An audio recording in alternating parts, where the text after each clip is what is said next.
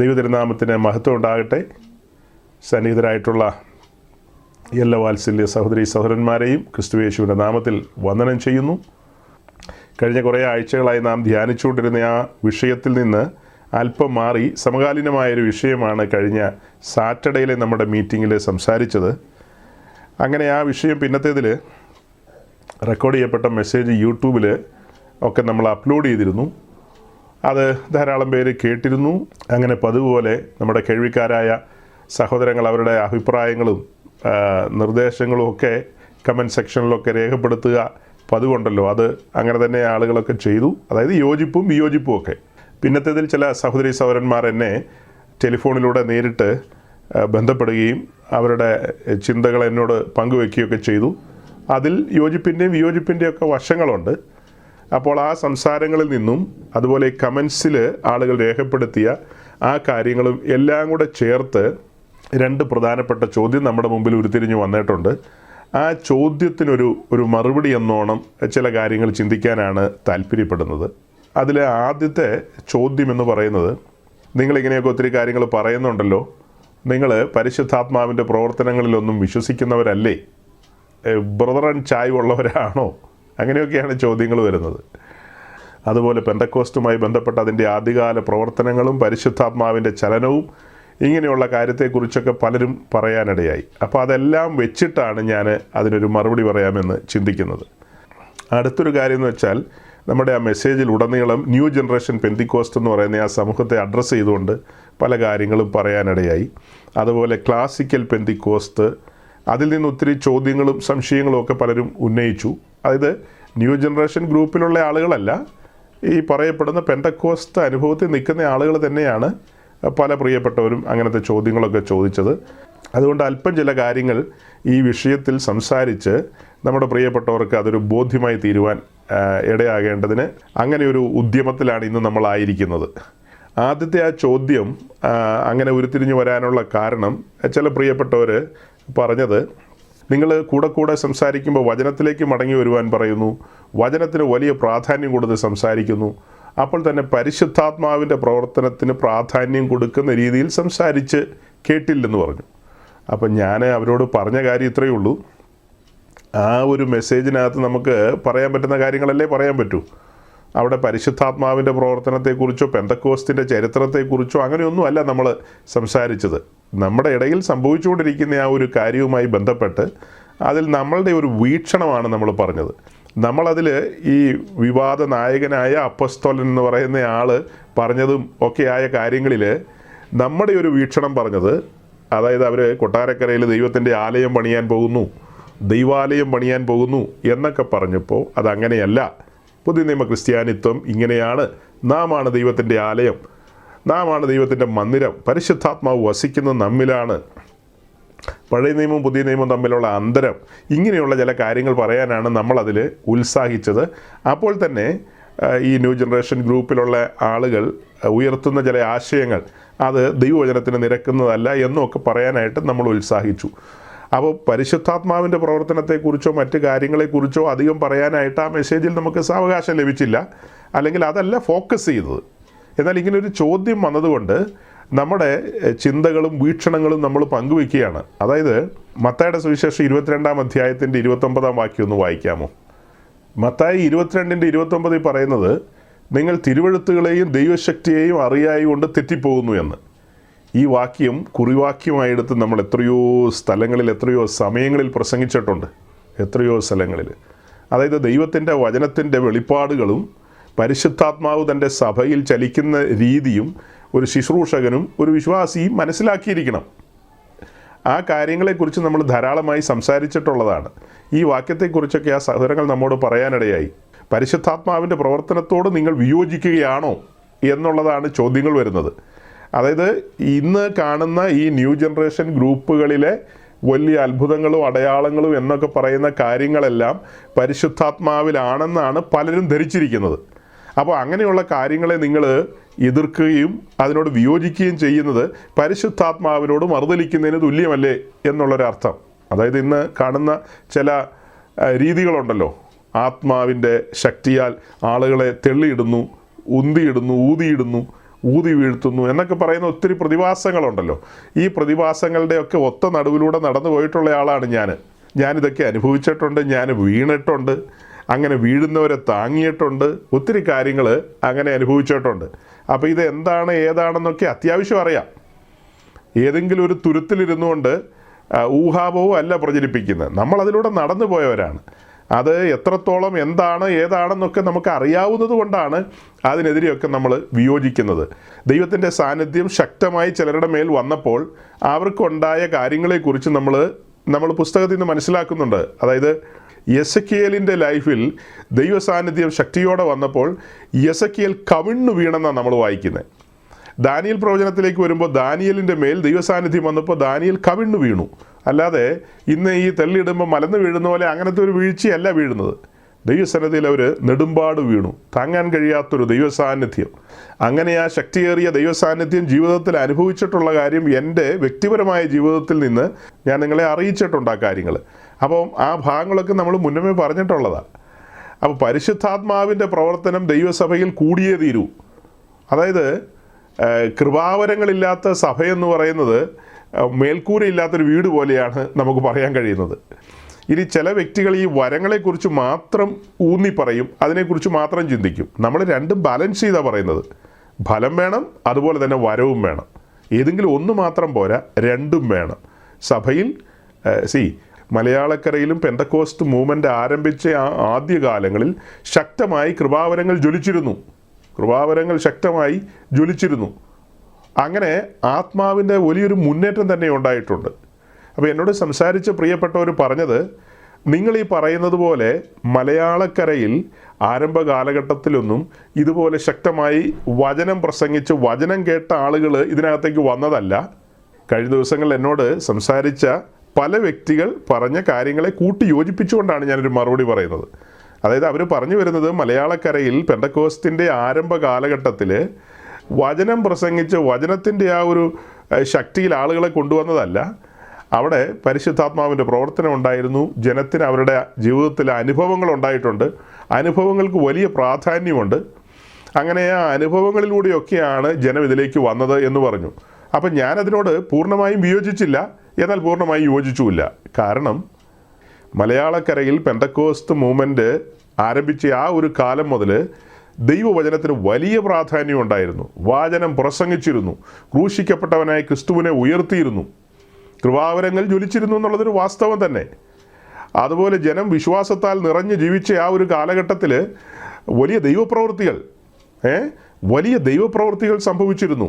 നമുക്ക് ഇന്ന് ചിന്തിക്കാൻ പോലും കഴിയാത്ത വിധത്തിലുള്ള വലിയ ദൈവപ്രവൃത്തികൾ, വലിയ ദൈവിക രോഗശാന്തികൾ, അത്ഭുതങ്ങൾ, അടയാളങ്ങൾ, ഇതൊക്കെ സംഭവിച്ചിട്ടുണ്ട്. വലിയ കാര്യങ്ങൾ മലയാളക്കരയിൽ സംഭവിച്ചിട്ടുണ്ട്. എന്നാൽ ഇന്ന് അങ്ങനെയുണ്ടോ എന്ന് ചോദിച്ചാൽ ഇന്നും ദൈവം പ്രവർത്തിക്കുന്നുണ്ട്. പരിശുദ്ധാത്മാവിൻ്റെ പ്രവർത്തനങ്ങളുണ്ട്.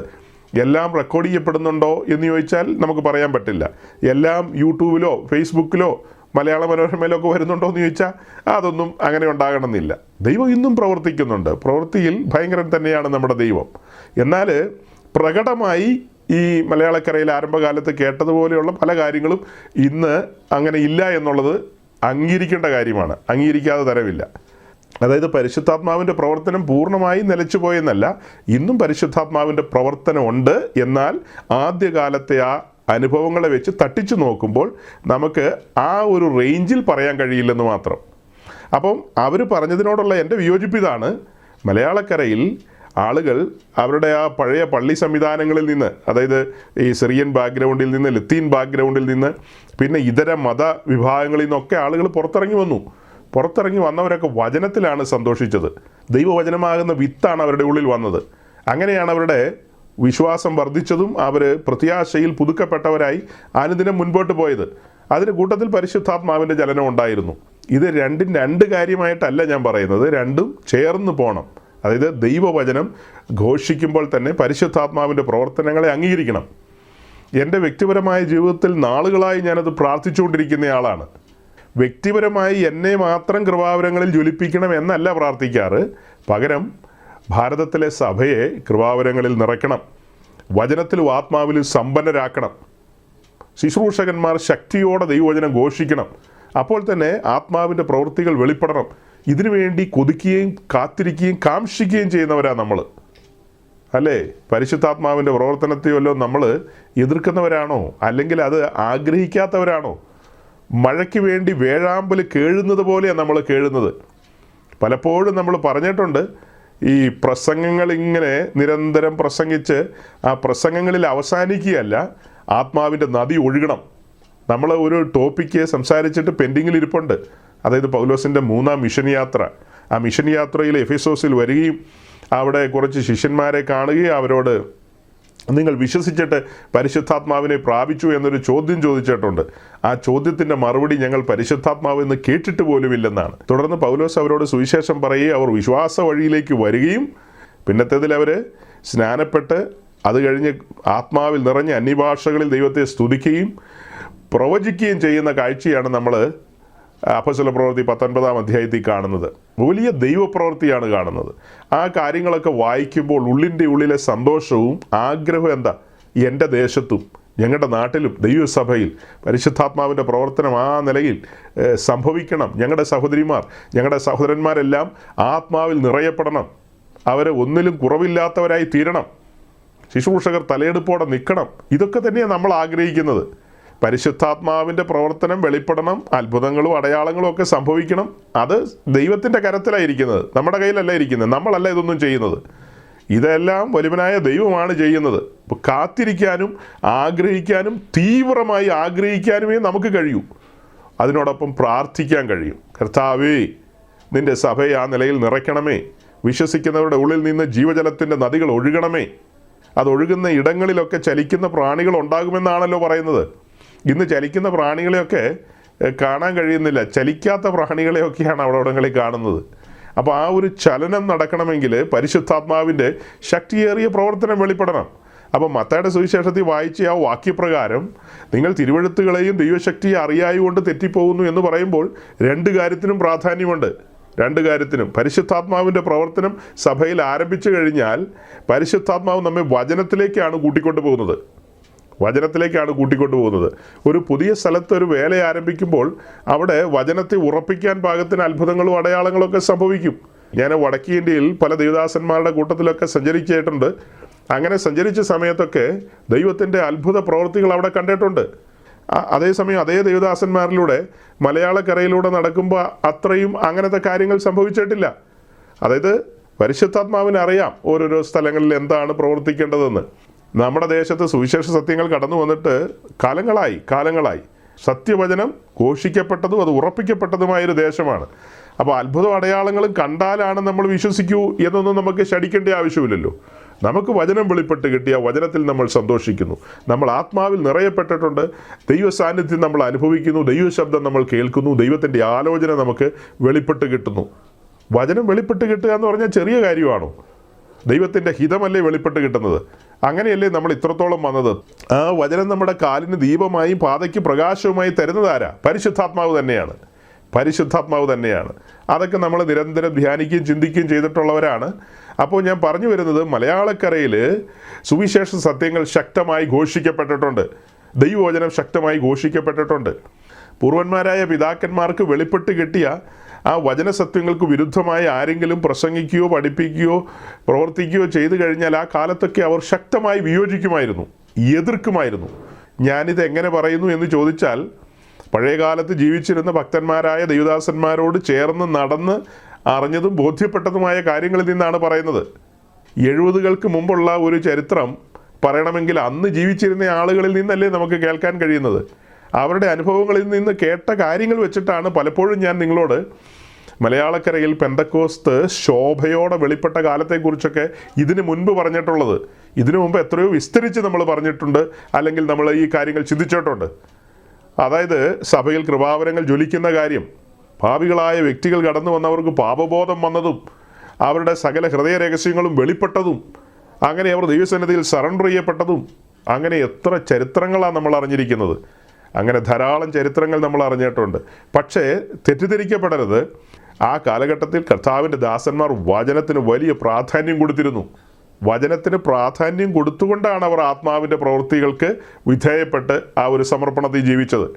വചനമില്ലാതെ എന്തെങ്കിലും കാര്യത്തിലൊക്കെ ഇളകി മറിഞ്ഞ് ഓടുകയും ചാടുകയും തലകുത്തി മറിയുകയൊന്നും ചെയ്യുകയല്ലായിരുന്നു ആ കാലഘട്ടത്തിൽ. അങ്ങനെയല്ല, വചനത്തെ മുറുകെ പിടിച്ചുകൊണ്ട് അല്ലെങ്കിൽ വചനത്തിൽ വേരൂന്നിക്കൊണ്ട് ആത്മാവിൻ്റെ പ്രവർത്തികൾക്ക് വേണ്ടി ഏൽപ്പിച്ചു കൊടുത്തു എന്നുള്ളതാണ് നമുക്ക് പൂർവന്മാരിൽ നിന്ന് മനസ്സിലാക്കാൻ കഴിഞ്ഞത്. അനുഭവസ്ഥരിൽ നിന്നാണ് പറയുന്നത്, അനുഭവസ്ഥരിൽ നിന്ന്.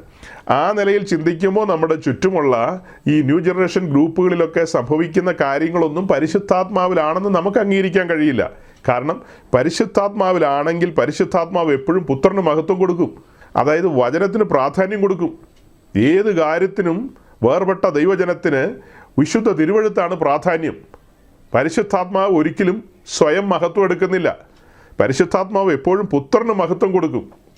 വേദപുസ്തക കാലഘട്ടം നമ്മൾ നോക്കുക, നമ്മുടെ ദേശത്ത് മലയാളക്കരയിൽ പെന്തക്കോസ്ത് മുന്നേറ്റം ഉണ്ടായ ആ ഒരു കാലഘട്ടം നോക്കുക, അവിടെയൊക്കെ പുത്രന് മഹത്വം കൊടുക്കുന്നതായിട്ടാണ് നമുക്ക് മനസ്സിലാകുന്നത്. അപ്പോസ്തല പ്രവൃത്തിയൊക്കെ പഠിക്കുമ്പോൾ നമ്മൾ എന്താ കാണുന്നത്? പുത്രന് മഹത്വം കൊടുക്കുക. അപ്പോസ്തല പ്രവൃത്തി എന്ന് പറഞ്ഞാൽ ശരിക്കും പരിശുദ്ധാത്മാവിൻ്റെ ഒരു പ്രവൃത്തിയാണ്. അപ്പോസ്തല പ്രവൃത്തിയിൽ ഉടനീളം നമ്മൾ കാണുന്നത് എന്താ? പരിശുദ്ധാത്മാവിൻ്റെ പ്രവൃത്തിയാണ്. പക്ഷെ മഹത്വം മുഴുവൻ ആർക്കാ? പുത്രന് മഹത്വം കൊടുക്കുകയാണ്. അതായത് വചനത്തിന് വലിയ പ്രാധാന്യമാണ് നമ്മൾ കാണുന്നത്. നമ്മൾ അപ്പോസ്തല പ്രവൃത്തി 2-ാം അധ്യായത്തിലേക്ക് വരുമ്പോൾ മനസ്സിലാക്കുന്നത് എന്താ? അതായത് പെന്തക്കോസ്ത് ദിനത്തിൽ പത്രോസ് എഴുന്നേറ്റ് നിന്ന് പ്രസംഗിക്കാൻ ആരംഭിക്കുകയാണല്ലോ. ദൈവസഭയുടെ ഓപ്പണിംഗ് സെറിമണി അവിടെ നടക്കുകയാണ്. അപ്പോൾ ആ ഓപ്പണിംഗ് സെറിമണിയിൽ പത്രോസിൻ്റെ പ്രസംഗത്തിന് മുൻപ് അവിടെ കൂടിയിരുന്ന 120 പേരുടെ മേൽ പരിശുദ്ധാരൂപി കടന്നു വരികയും അവരെ ഓരോരുത്തരെയും നിറയ്ക്കുകയും ചെയ്ത കാര്യം നമ്മൾ വായിക്കുന്നു. അങ്ങനെ പരിശുദ്ധാത്മാവിൽ നിറയപ്പെട്ടപ്പോൾ അടുത്ത പടി നമ്മൾ കാണുന്നത് എന്താ? വചനം ഘോഷിക്കുന്നതാണ്. പത്രോസ് അവിടെ ക്രൂശിക്കപ്പെട്ടവനായി ക്രിസ്തുവിനെ ഉയർത്തി. അങ്ങനെയല്ലേ നമ്മൾ കാണുന്നത്? ക്രൂശാണ് വെളിപ്പെട്ട് വരുന്നത്. ക്രൂശിക്കപ്പെട്ട ക്രിസ്തു, എല്ലാവർക്കും വേണ്ടി മരിച്ച ക്രിസ്തു, മരിച്ചുയർത്തെഴുന്നേറ്റ ക്രിസ്തു, ആ ക്രിസ്തുവിനെയാണ് പത്രോസ് അവിടെ പരിചയപ്പെടുത്തുന്നത്. അത് എല്ലാ കാലത്തും കർത്താവിൻ്റെ അപ്പോസ്തോലന്മാരുടെ ശുശ്രൂഷയുടെ ഒരു പാറ്റേൺ ആയിരുന്നു. ആത്മാവിൽ നിറയപ്പെട്ടവർ വചനം ഘോഷിക്കും, വചനം പ്രസ്താവിക്കും, അവർ ക്രിസ്തുവിനെ ഉയർത്തും. അതാണ് നമ്മൾ കാണുന്നത്.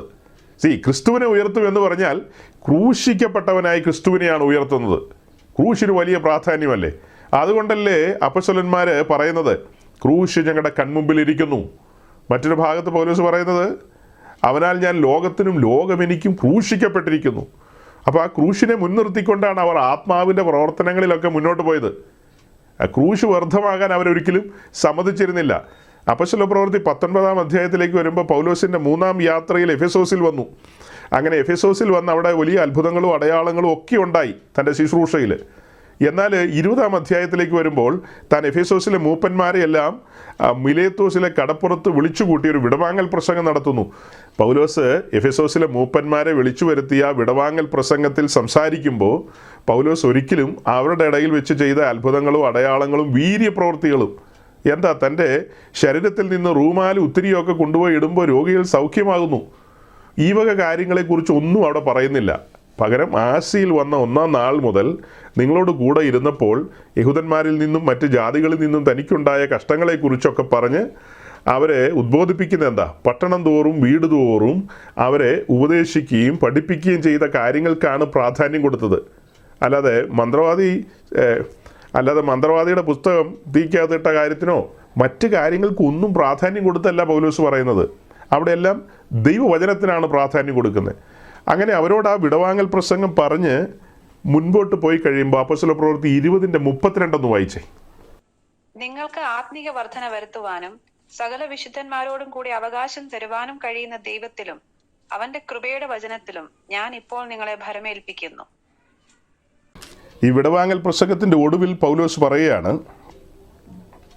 നിങ്ങൾക്ക് ആത്മീയ വർധന വരുത്തുവാനും സകല വിശുദ്ധന്മാരോടും കൂടെ അവകാശം തരുവാനും കഴിയുന്ന ദൈവത്തിലും അവൻ്റെ കൃപയുടെ വചനത്തിലും ഞാൻ ഇപ്പോൾ നിങ്ങളെ ഭരമേൽപ്പിക്കുന്നു. അല്ലാതെ എഫെസോസിൽ വന്നപ്പോൾ ഉണ്ടായ അത്ഭുത അടയാളത്തിനൊന്നും അല്ല പ്രാധാന്യം കൊടുത്ത് സംസാരിക്കുന്നത്. കൃപയുടെ വചനത്തിൽ അവരെ ഭരമേൽപ്പിക്കുകയാണ്. നിങ്ങളുടെ മുന്നോട്ടുള്ള പ്രയാണത്തിന് നിങ്ങളുടെ പാതയ്ക്ക് ദീപമായി ആ വചനം പ്രകാശിക്കണം. ആ വചനം പ്രകാശിച്ച വചനപ്രകാരം നിങ്ങൾ മുൻപോട്ട് പോകണം. അതുകൊണ്ടാണ് കൃപയുടെ വചനത്തിൽ നിങ്ങളെ ഭരമേൽപ്പിക്കുന്നു എന്ന് പറഞ്ഞത്. അപ്പോൾ അവിടെ പ്രാധാന്യം കണ്ടോ? പരിശുദ്ധാത്മാവിൻ്റെ നടത്തിപ്പിന് അവരെ ഏൽപ്പിച്ചു കൊടുക്കുമ്പോൾ തന്നെ കൃപയുടെ വചനത്തിൽ അവരെ ഭരമേൽപ്പിക്കുകയാണ്. നമ്മൾ വേദപുസ്തകം മുഴുവനും പഠിക്കുമ്പോൾ അങ്ങനെയാണ് കാണുന്നത്.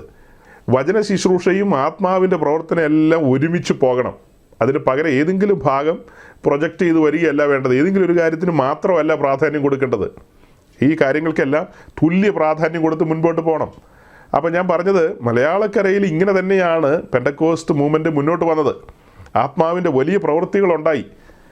അതിൽ നിന്ന് ഇന്ന് നമ്മൾ ചിന്തിക്കുമ്പോൾ യിരെമ്യാവിൻ്റെ പുസ്തകത്തിലൊരു വാക്യം എനിക്ക് ഓർമ്മ വരികയാണ്. യിരെമ്യാവിൻ്റെ പുസ്തകം 14-ാം അധ്യായം. യിരെമ്യാവിൻ്റെ പുസ്തകം 14-ാം അധ്യായം അതിൻ്റെ ആദ്യത്തെ വാക്യങ്ങളാണ് വായിച്ചത്. അതായത് യിരെമ്യാവിന് ദേശത്തുണ്ടാകാൻ പോകുന്ന വരൾച്ചയെക്കുറിച്ചുള്ള ഒരു പ്രവചനമാണ് ലഭിക്കുന്നത്. അതിൻ്റെ 2-ാം വാക്യത്തിലേക്ക് നമ്മൾ നോക്കുമ്പോൾ കാണുന്നത് യഹൂദ ദുഃഖിക്കുന്നു. യഹൂദ ദുഃഖിക്കുന്നു. യഹൂദ എന്ന വാക്കിൻ്റെ അർത്ഥം സ്തുതി എന്നാണ്. അതായത് ദൈവത്തെ സ്തുതിക്കുന്നവർ, ദൈവത്തെ ആരാധിക്കുന്നവർ അവരിപ്പോൾ എന്ത് ചെയ്യുക? അവരിപ്പോൾ ദുഃഖിക്കുകയാണ്. അതിൻ്റെ കാരണമാണ് താഴേക്ക് പറയുന്നത്. അതിൻ്റെ പടിവാതിക്കൽ ഇരിക്കുന്നവൻ ക്ഷീണിച്ചിരിക്കുന്നു, അവർ കറുപ്പുടുത്ത് നിലത്തിരിക്കുന്നു.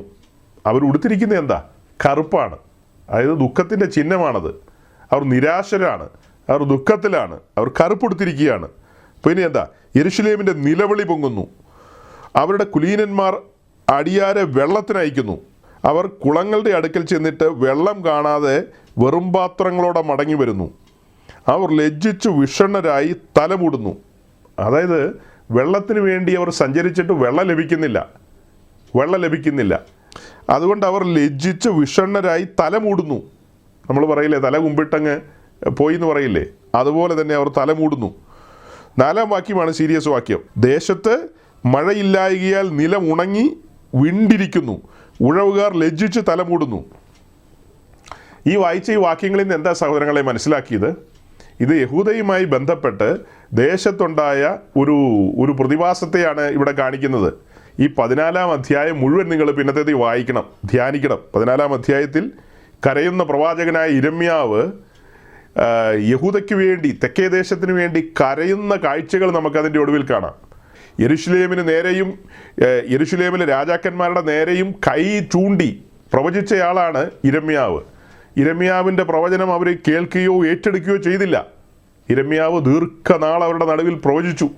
അങ്ങനെ പ്രവചിച്ചെങ്കിലും അവരത് ഉൾക്കൊള്ളുകയോ ഏറ്റെടുക്കുകയോ ചെയ്തില്ല. യിരെമ്യാവിനെക്കുറിച്ച് അവർ വിചാരിച്ചത് യെരുശലേമിന് വിരോധമായി സംസാരിക്കുന്ന ഒരു വിമർശകൻ മാത്രമാണ് യിരെമ്യാവെന്നാണ് അവർ ചിന്തിച്ചത്. അതായത് യഹൂദയ്ക്കും യെരുശലേമിനും വരേണ്ടിയ നന്മകളെ തടയുന്ന ഒരു മനുഷ്യനെന്നുള്ള നിലയിലാണ് അവർ കാണുന്നത്. എന്നാൽ അവർ പോലും അറിയുന്നില്ല, വലിയവനായ ദൈവത്തിൻ്റെ സന്നിധിയിൽ യിരെമ്യാവ് ദൈവത്തോട് കേണപേക്ഷിക്കുകയാണ്, യെരുശലേമിന് വേണ്ടി കേണപേക്ഷിക്കുകയാണ്. അന്നേരം യഹോവയായ ദൈവം യിരെമ്യാവിനോട് പറയുന്നുണ്ട്, ഈ ജനത്തെക്കുറിച്ച് എന്നോടൊന്നും പറയണ്ട, ഇവർക്ക് വേണ്ടി പ്രാർത്ഥിക്കുകയും വേണ്ട, ഇവരെക്കുറിച്ച് ഇനി ഒന്നും പറയണ്ട എന്ന് പറയുന്നുണ്ട്. ഇതിൻ്റെ അടുത്ത അധ്യായമായ 15-ാം അധ്യായത്തിൽ യഹോവയായ ദൈവം പറയുന്നുണ്ട്, മോശയും അതുപോലെ ശമൂവേലും വന്ന് പറഞ്ഞാൽ പോലും ഞാൻ കേൾക്കില്ല എന്നുള്ള നിലയിൽ. കാരണം അവരുടെ അകൃത്യം അത്ര വലുതാണെന്നാണ് പറയുന്നത്. അകൃത്യം അത്ര വലുതാണ്. അപ്പോൾ അവരുടെ അകൃത്യം നിമിത്തം ദേശത്ത് മഴയില്ലാതെ വന്നിരിക്കുകയാണ്. അങ്ങനെ മഴയില്ലാത്തത് കൊണ്ട് നിലം ഉണങ്ങി വരണ്ട് കിടക്കുന്നു.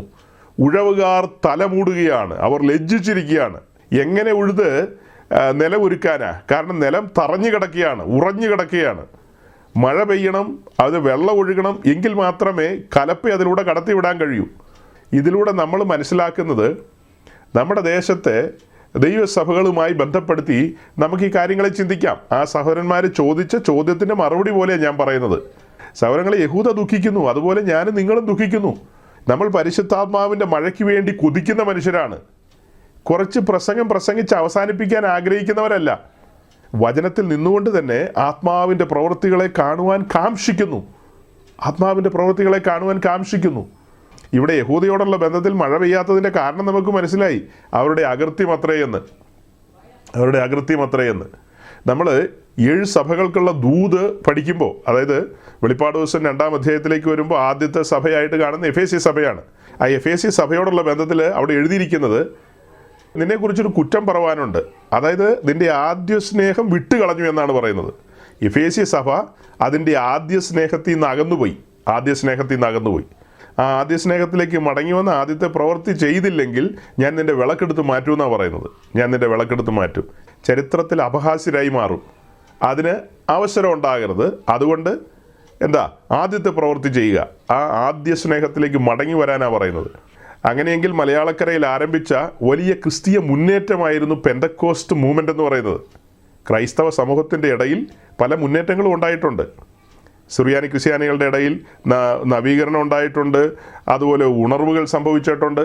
അതിനൊക്കെ ശേഷം നമ്മൾ നോക്കുമ്പോൾ വേർപാട് പ്രസ്ഥാനം മലയാളക്കരയിൽ ശക്തമായി മുൻപോട്ട് വന്നു.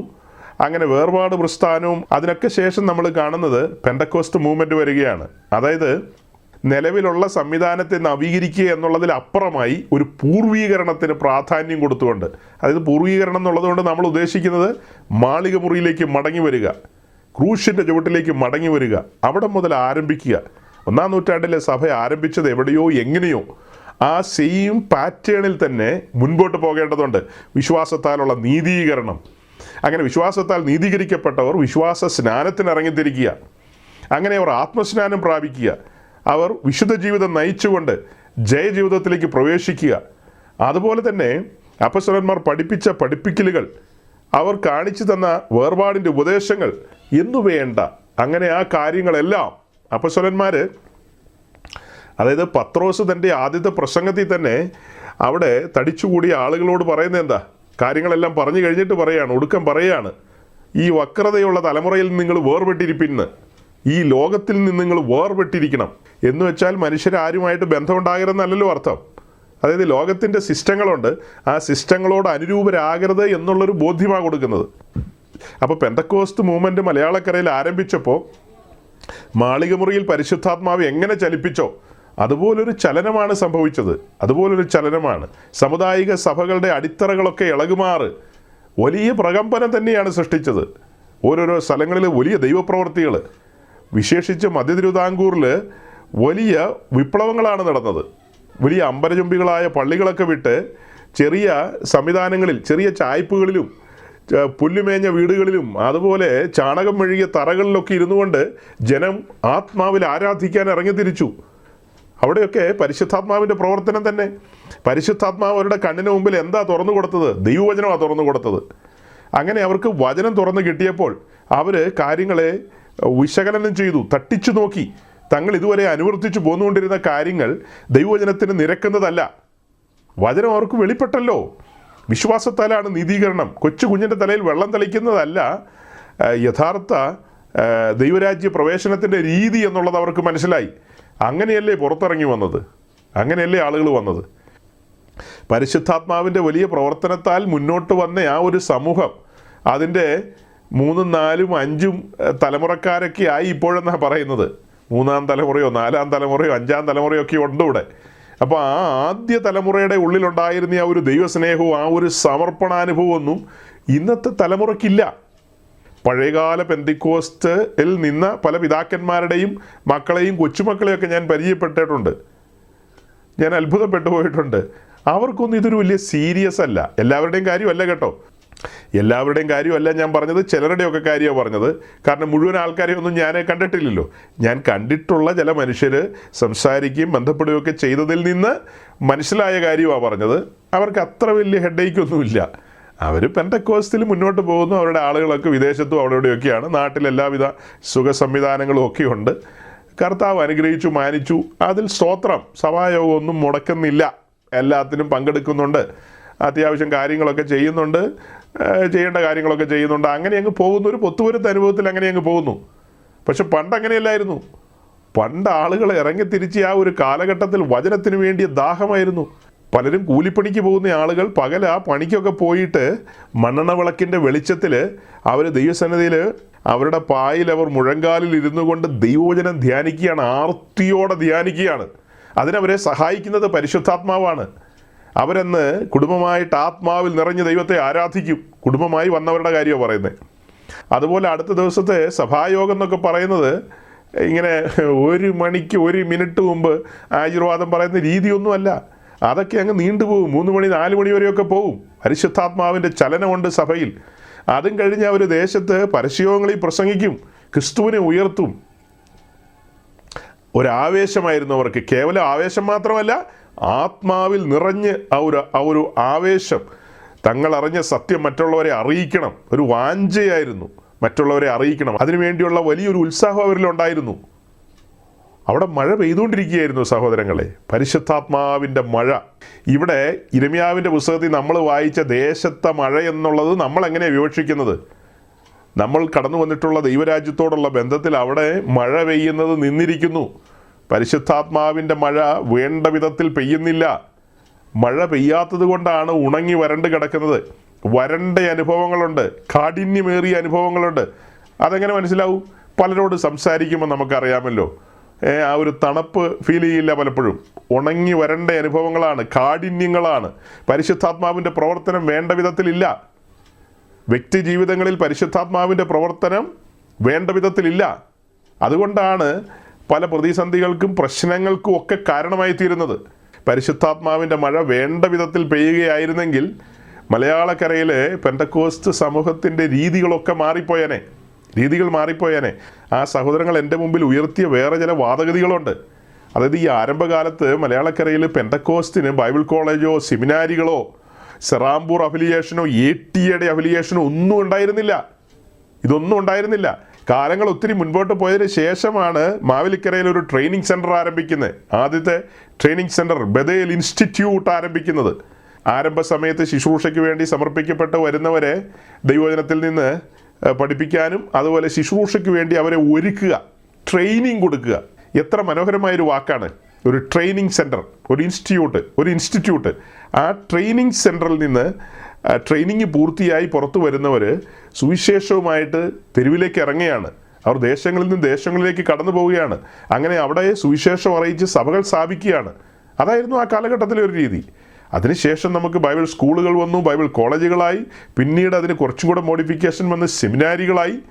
വലിയ ലൈബ്രറികളും വലിയ തടിച്ച പുസ്തകങ്ങളും വലിയ ബിൽഡിങ്ങുകളും എന്നുവേണ്ട എല്ലാ സംവിധാനങ്ങളും പലരോടും കിടപിടിക്കുമാറ്, അത്യാവശ്യം സമുദായ സഭകളോടൊക്കെ കിടപിടിക്കുമാറുള്ള സംവിധാനങ്ങളാണ് ഒരുക്കപ്പെട്ടത്.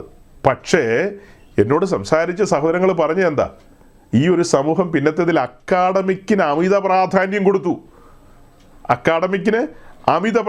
കൊടുത്തു. അങ്ങനെ അമിത പ്രാധാന്യം കൊടുത്ത് പരിശുദ്ധാത്മാവിൻ്റെ ആ തുടർചലനങ്ങളില്ലാത്ത നിലയിലേക്ക്, ഈ മഴ നിലച്ചുപോയ കാര്യമാണ് പറയുന്നത്, മഴ നിലച്ചുപോയ കാര്യം. വേണമെങ്കിൽ പരിശുദ്ധാത്മാവിനെയും പഠിപ്പിക്കുന്ന തരത്തിലുള്ള വലിയ പണ്ഡിതന്മാർ ഇതിനകത്തുണ്ടെന്നാണ് പറയുന്നത്. ആ പറഞ്ഞതിലെ ഒരു തമാശ രൂപേണയാണെങ്കിൽ പോലും കാര്യമുണ്ട് അതിനകത്തൊക്കെ. വലിയ അറിവും ജ്ഞാനമുള്ളവർ ഇതിനകത്തുണ്ട്. പക്ഷേ ഈ ആരംഭകാലത്തെ ആ അനുഭവങ്ങളും അതുപോലെയുള്ള കാര്യങ്ങളും ഈ MTHകാരും ഡോക്ടറേറ്റ് ഉള്ളവരിൽ നിന്നൊന്നും വെളിപ്പെടുന്നില്ല. ഈ MTHകാരും ഡോക്ടറേറ്റൊക്കെ നമുക്ക് ധാരാളം ഇന്നുണ്ടെങ്കിലും ആ പൂർവ്വകാലത്ത് പരിശുദ്ധാത്മാവ് ചലിച്ചതുപോലെ ഒരു ചലനം ഈ MTHകാരൻ കൈവച്ചാൽ രോഗികൾ സൗഖ്യമാകുന്നില്ല. പണ്ട് കാലത്ത് അങ്ങനെയല്ലായിരുന്നു, രോഗികൾ സൗഖ്യമാകുമായിരുന്നു. തുടക്കകാലത്ത് ശുശ്രൂഷയ്ക്ക് ഇറങ്ങി വന്നവരിൽ ബഹുഭൂരിപക്ഷം പേരും പലതും വിട്ടവരുമായിരുന്നു. പത്രോസ് കർത്താവിനോട് പറഞ്ഞതുപോലെ ഞങ്ങൾ സകലവും വിട്ട് നിന്നെ അനുഗമിച്ചെന്നല്ലേ വായിക്കുന്നത്. അതുപോലെ ആ വാക്യങ്ങളൊക്കെ അങ്ങനെ തന്നെ ഏറ്റെടുക്കുകയായിരുന്നു. അങ്ങനെ പല കാര്യങ്ങളും വിട്ടിറങ്ങി വന്നു. ആ കാലഘട്ടത്തിൽ അവരെഴുത പാട്ടുകൾ നോക്കുക, അടുത്ത ചുവട് എന്തെന്ന് അറിയുന്നില്ലെന്നാ, ഇനിയൊരു ചുവട് എങ്ങനെ വെക്കുമെന്ന് അറിയില്ല. ആ നിലയിലാണ് അവർ ഇറങ്ങി വരുന്നത്. ഇനിയൊരു ചുവട് എങ്ങനെ വെക്കുമെന്ന് അവർക്ക് അറിയില്ല. എന്നിട്ടും അവർ കർത്താവിൽ ശരണപ്പെട്ട് കർത്താവിൽ വിശ്വസിച്ചുകൊണ്ട് ആശ്രയിച്ചുകൊണ്ട് അവർ മുൻപോട്ട് പോയി. ദൈവം അവരിലൂടെ പ്രവർത്തിച്ചു. അവർക്ക് ഈ പറയുന്ന ക്വാളിഫിക്കേഷനൊന്നുമില്ല. നമ്മൾ പറയുന്ന പോലത്തെ DDയും BDയും ഒന്നും അവരുടെ കയ്യിലില്ല. അവരാകെ ഒരു ബൈബിളും തുറന്നു വെച്ചിട്ടാണ് എല്ലാ കാര്യങ്ങളും ചെയ്യുന്നത്. ഒരു ബൈബിളും തുറന്നു വെച്ചിട്ടാണ് ഈ കാര്യങ്ങളൊക്കെ അവർ പ്രസ്താവിച്ചിരുന്നത്. അപ്പോൾ പിന്നത്തേതിൽ അക്കാഡമിക്കിന് വലിയ പ്രാധാന്യം വന്നപ്പോൾ ആത്മാവിൻ്റെ പ്രവൃത്തികൾക്ക് പ്രാധാന്യം കുറഞ്ഞുപോയി. പല കാര്യത്തിലും ആത്മാവിൻ്റെ പ്രവൃത്തികളോടൊരു വിമുഖത വന്നു, വാഞ്ചയില്ലാതെ വന്നു. ആ കാര്യത്തിനൊരു വാഞ്ചയില്ലാതെ വന്നു. അതുകൊണ്ടാണ് മഴ പെയ്യാതെയായത്. അതുകൊണ്ട് മഴ പെയ്യാതെ വന്നു. നിലം ഉണങ്ങിപ്പോയി, നിലം ഉണങ്ങി വരണ്ടുപോയി. അതാണ് നമ്മളിന്ന് കാണുന്ന കാഴ്ച. മധ്യ കേരളത്തിലെ ഒരു ചർച്ചിൽ ഒരിക്കൽ ഞാൻ പോയി. ആ ദേശത്ത് ഒരു ന്യൂ ജനറേഷൻ പെന്തിക്കോസ്ത് പ്രസിദ്ധനുണ്ട്. അദ്ദേഹത്തിൻ്റെ അവിടെ ധാരാളം ആളുകൾ കൂടുന്നുണ്ട്. ഈ പഴയകാലത്തുള്ള ഈ പെന്തിക്കോസ്റ്റ് ചർച്ചിൽ ഞാൻ ചെല്ലുമ്പോൾ എനിക്ക് ഇരമ്യാവിൻ്റെ പുസ്തകം 14-ാം അധ്യായമാണ് പെട്ടെന്ന് ഓർമ്മ വന്നത്. മഴ പെയ്യുന്നില്ല. അവരൊരു പൊത്തുപൊരുത്ത അനുഭവത്തിൽ 2-3 പാട്ട് പാടി ഒരു ഡ്രമ്മൊക്കെ അടിച്ച് അങ്ങനെ അങ്ങ് നിർത്തുക. അവിടെ കൂടിയിരിക്കുന്ന ആളുകളിൽ ബഹുഭൂരിപക്ഷം പേരുടെയും മക്കൾ അവിടെ ഇല്ല, മക്കളൊക്കെ വിദേശത്താണ്. ഏതാണ്ട് പ്രായമുള്ള ആളുകളുടെ ഒരു സംഘമാണ് അവിടെ ഞാൻ കണ്ടത്. യൗവനക്കാരുണ്ടോയെന്ന് ചോദിച്ചാൽ വിരലിൽ എണ്ണാവുന്നവരേ ഉള്ളൂ. ബാക്കിയുള്ളവരെല്ലാം വിദേശത്താണ്, എല്ലാം വിദേശത്താണ്. ദൈവം അനുഗ്രഹിച്ച് മാനിച്ച് എല്ലാവരും പോയല്ലോ. ബാക്കിയുള്ള ആളുകളെന്ന് പറഞ്ഞാൽ കുറച്ചൊന്നുമല്ല, ധാരാളം പേരുണ്ട് അവിടെ. ആ ആളുകളെല്ലാം ഒരുമിച്ച് കൂടിയിരിക്കുകയാണല്ലോ. ഈ ഒരുമിച്ച് കൂടിയിരിക്കുന്ന ആളുകളുടെ ഇടയിൽ ആരാധനയും തുടർന്നുള്ള വചനധ്യാനവും മറ്റ് കാര്യങ്ങളും ഒക്കെ ഞാൻ ശ്രദ്ധിച്ചപ്പോൾ യിരെമ്യാവിൻ്റെ ദിവസം 14-ാം അധ്യായം അവിടെ വെളിപ്പെട്ട് വരികയാണ്. മഴ പെയ്യുന്നില്ല വേണ്ട വിധത്തിൽ. ഈ അച്ചായന്മാരുടെയൊക്കെ മക്കളോ കൊച്ചുമക്കളോ ഒക്കെ ന്യൂ ജനറേഷൻ പെന്തിക്കോസ് ചർച്ചുകളിലേക്ക് ചേക്കേറുകയാണ്. അതിൻ്റെ കാരണം എന്താ? അവിടെയാണെങ്കിൽ അതൊരു വൈബ്രൻ്റ് അന്തരീക്ഷമാണ് അവിടുത്തെ. അവിടെ ഭയങ്കര ലൈറ്റുണ്ട്, പുകയുണ്ട്. പിന്നെ എന്നാ ഇപ്പോൾ ഒരു അട്രാക്ഷനല്ലോ, പുക ഇങ്ങനെ പൊങ്ങും. സ്റ്റേജിനകത്തും ചുറ്റുമൊക്കെ ഇങ്ങനെ പുക പൊങ്ങിക്കൊണ്ടിരിക്കും. 4 സൈഡിൽ നിന്നും ഇങ്ങനെ ലൈറ്റുകൾ തെളിയും. അങ്ങനെ ഒരു മിന്നലാട്ടം ഉണ്ട് അവിടെ. ഭയങ്കര പരിപാടികളാണ് അവിടെ നടക്കുന്നത്. അവിടുത്തെ ഓർഗനും സൗണ്ട് സിസ്റ്റം ഒക്കെ ഹൈ ഡെസിമലിലാണ് അടിച്ച് പൊട്ടിക്കുന്നത്, അല്ലെങ്കിൽ അടിച്ച് തകർക്കുന്നത്. അപ്പോൾ അതൊക്കെ യൗവനക്കാരെ സംബന്ധിച്ച് അട്രാക്റ്റ് ചെയ്യപ്പെടുന്ന കാര്യമാണ്.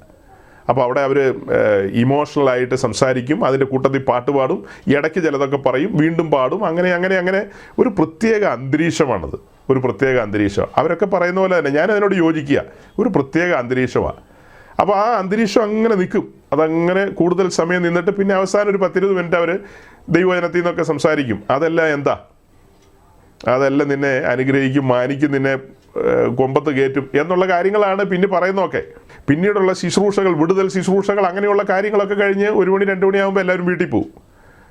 അപ്പോൾ ഇങ്ങനെ ഇരിക്കുന്ന അച്ചായന്മാരുടെയൊക്കെ മക്കൾ ഇപ്പോൾ പുതിയ താവളങ്ങളിലേക്ക് ചേക്കേറി. ഇപ്പം നമ്മുടെ സഹോദരങ്ങളൊക്കെ ധാരാളം പേര് അമേരിക്കയിലുണ്ടല്ലോ. അമേരിക്കയിലുള്ള പഴയകാല മലയാളി പെന്തിക്കോസ്തുകാരുടെ മക്കളും അല്ലെ കൊച്ചുമക്കളും അവരാരും പോകുന്ന ചർച്ചുകളിലല്ല പോകുന്നത്. അതൊക്കെ അപൂർവം പേരുണ്ടെങ്കിലായി. ബഹുഭൂരിപക്ഷം പേര് ഇംഗ്ലീഷ് ചർച്ചുകളിലൊക്കെയാണ് പോകുന്നത്. ഇപ്പോൾ ഇംഗ്ലീഷുകാർ മോശക്കാരാണെന്നുള്ള അർത്ഥത്തിലല്ല കേട്ടോ ഞാൻ പറയുന്നത്. അവർ പോകുന്ന പല ഇംഗ്ലീഷ് ചർച്ചുകളിലും വ്യക്തമായ ഉപദേശമോ കാര്യങ്ങളോ ഇല്ല. അവരൊരു സ്വാതന്ത്ര്യം ആഗ്രഹിക്കുന്നു. അപ്പോൾ തന്നെ തിരിച്ചൊരു ചോദ്യം വരും, നിങ്ങൾ പറയുന്ന നിങ്ങളുടെ ഈ അമേരിക്കൻ മലയാളി പെന്തക്കോസ്റ്റ് ചർച്ചിലെല്ലാം ഉപദേശവും പ്രമാണവും ഒക്കെ ഭയങ്കര മുറുകെ പിടിച്ചാണോ പോകുന്നതെന്ന് ചോദിച്ചാൽ സൂക്ഷ്മം അങ്ങനെ പറയാൻ പറ്റില്ല. എന്നാൽ അങ്ങനെ പോകുന്നവരുമുണ്ട്.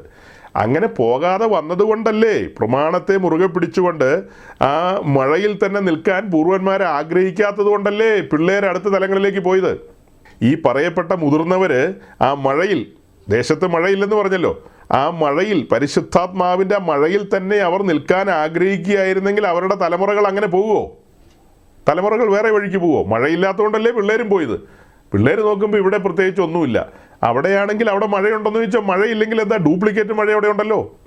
അവിടെ ആർട്ടിഫിഷ്യലായിട്ട് അവർ മഴ പെയ്യിപ്പിക്കുന്നുണ്ടല്ലോ. ആ മഴയിൽ കുട്ടികൾ അട്രാക്റ്റ് ചെയ്യപ്പെടുന്നു. ദാറ്റ്സ് ഓൾ, അത്ര തന്നെ. ഇവിടെ മഴ പെയ്യുകയായിരുന്നെങ്കിൽ അതിൻ്റെ താഴേക്ക് നമ്മൾ വായിക്കുമ്പോൾ അതിൻ്റെ 7-ാം വാക്യത്തിലേക്ക് വരുമ്പോൾ കാണുന്നത്, യഹോവ ഞങ്ങളുടെ അകൃത്യങ്ങൾ ഞങ്ങൾക്ക് വിരോധമായി സാക്ഷീകരിക്കുന്നു എങ്കിൽ നിന്റെ നാമനിമിത്തം പ്രവർത്തിക്കണമേ, ഞങ്ങളുടെ പിന്മാറ്റങ്ങൾ വളരെയാകുന്നു. അതായത് പ്രവാചകൻ പറയുന്നത് ഞങ്ങളുടെ അകൃത്യങ്ങളും ഞങ്ങളുടെ പിന്മാറ്റങ്ങളും ഒക്കെ വളരെയാകുന്നു, അതുകൊണ്ടാണ് ദേശത്ത് മഴയില്ലാത്തത്. നമ്മുടെ ദേശത്തുമൊക്കെ ചിന്തിക്കുമ്പോൾ അവിടുത്തെ പെന്തക്കോസ് സമൂഹമൊക്കെ മുൻപോട്ട് പോകുന്ന പല കാര്യങ്ങളും എനിക്കിപ്പോൾ പരസ്യമായി പറയാൻ പറ്റില്ല. സീനിയർ പാസ്റ്റേഴ്സൊക്കെ അവർ ചർച്ച് പൊളിറ്റിക്സിലൊക്കെ തലയിട്ട് പിന്നെ സംവിധാനങ്ങളിൽ പാനലുകളൊക്കെ കൊണ്ടുവന്ന് 2 ചേരിയായി നിന്നുകൊണ്ട് ജനാധിപത്യം എന്നൊക്കെയാണ് പറയുന്നത്. ജനാധിപത്യത്തിന് വേണ്ടി വാദിക്കുകയും അതിനുവേണ്ടി പരസ്പരം മത്സരിക്കുകയും ആ മത്സരത്തിൻ്റെയൊക്കെ സമയത്തുള്ള പല ബ്രോഷറുകളൊക്കെ ഞാൻ വായിച്ചു നോക്കിയിട്ടുണ്ട്. ഓരോരുത്തർ അവരുടെ ഈ ഇലക്ഷൻ സമയത്തുള്ള വാഗ്ദാനങ്ങൾ, ഇപ്പോൾ കോൺഗ്രസും കമ്മ്യൂണിസ്റ്റും ഒക്കെ വാഗ്ദാനം കൊടുക്കുമല്ലോ, അതുപോലെയുള്ള വാഗ്ദാനങ്ങളാണ് ഇവർ കൊടുക്കുന്നത്. അപ്പം എന്തുമാത്രം വചനത്തിൽ നിന്ന് അകന്നുപോയി, സ്വാർത്ഥമായ താല്പര്യങ്ങൾക്ക് വേണ്ടി പല കാര്യങ്ങളും ചെയ്യുകയാണ്. കസേരയ്ക്ക് വേണ്ടിയുള്ള അടിപിടികളൊക്കെ. അവിടെ എങ്ങനെ മഴ പെയ്യുമെന്നാണ് പറയുന്നത്. അവിടെ എങ്ങനെ മഴ പെയ്യുമെന്നാണ് പറയുന്നത്. അപ്പം നമ്മൾ ഇരുന്ന് സ്വപ്നം കാണുകയാണ്, പൂർവന്മാരുടെ കാലത്ത് പരിശുദ്ധാത്മാവിൻ്റെ മഴ പെയ്യുകയും വചനം ശക്തിയോടെ വെളിപ്പെട്ട് വരികയും അങ്ങനെ വചനഘോഷണത്തിലും ആത്മനിറവിലും ഒക്കെ അവർ മുന്നോട്ട് വന്നു. ചുമ്മയല്ലല്ലോ ഇത്രയും വലിയൊരു സംവിധാനമായിട്ട് ഇത് മാറിയത്. അപ്പോൾ അങ്ങനെ മുൻപോട്ട് വന്ന ആ കാലത്തിന് ശേഷം ശോഷണം സംഭവിച്ചു. അതാണ് കഴിഞ്ഞ ആഴ്ചത്തെ മെസ്സേജിൽ ഞാൻ പറഞ്ഞത്. ഏതാണ്ട് ഒരു 80-കൾക്ക് ശേഷം ഈ അന്തരീക്ഷത്തിനൊക്കെ മാറ്റം വന്നു. ഈ അന്തരീക്ഷത്തിന് മാറ്റം വന്ന് ക്രൂശിക്കപ്പെട്ടവനായ ക്രിസ്തുവിനെ പ്രസംഗിക്കുന്ന ആ പ്രസംഗ രീതിയിൽ നിന്നൊക്കെ മാറി. അതായത് പ്രസംഗകൻ ജനത്തിൻ്റെ മനസാക്ഷിക്ക് നേരെ കൈ ചൂണ്ടി പ്രസംഗിക്കുമായിരുന്നു. അവിടെ ആത്മാവിലേക്ക് തുളച്ചു ചെല്ലുമാറ്, ആത്മാവിലാണ് മനസാക്ഷി ഇരിക്കുന്നത്, അവിടേക്ക് തുളച്ചു ചെല്ലുമാറ് പ്രസംഗിക്കുമായിരുന്നു.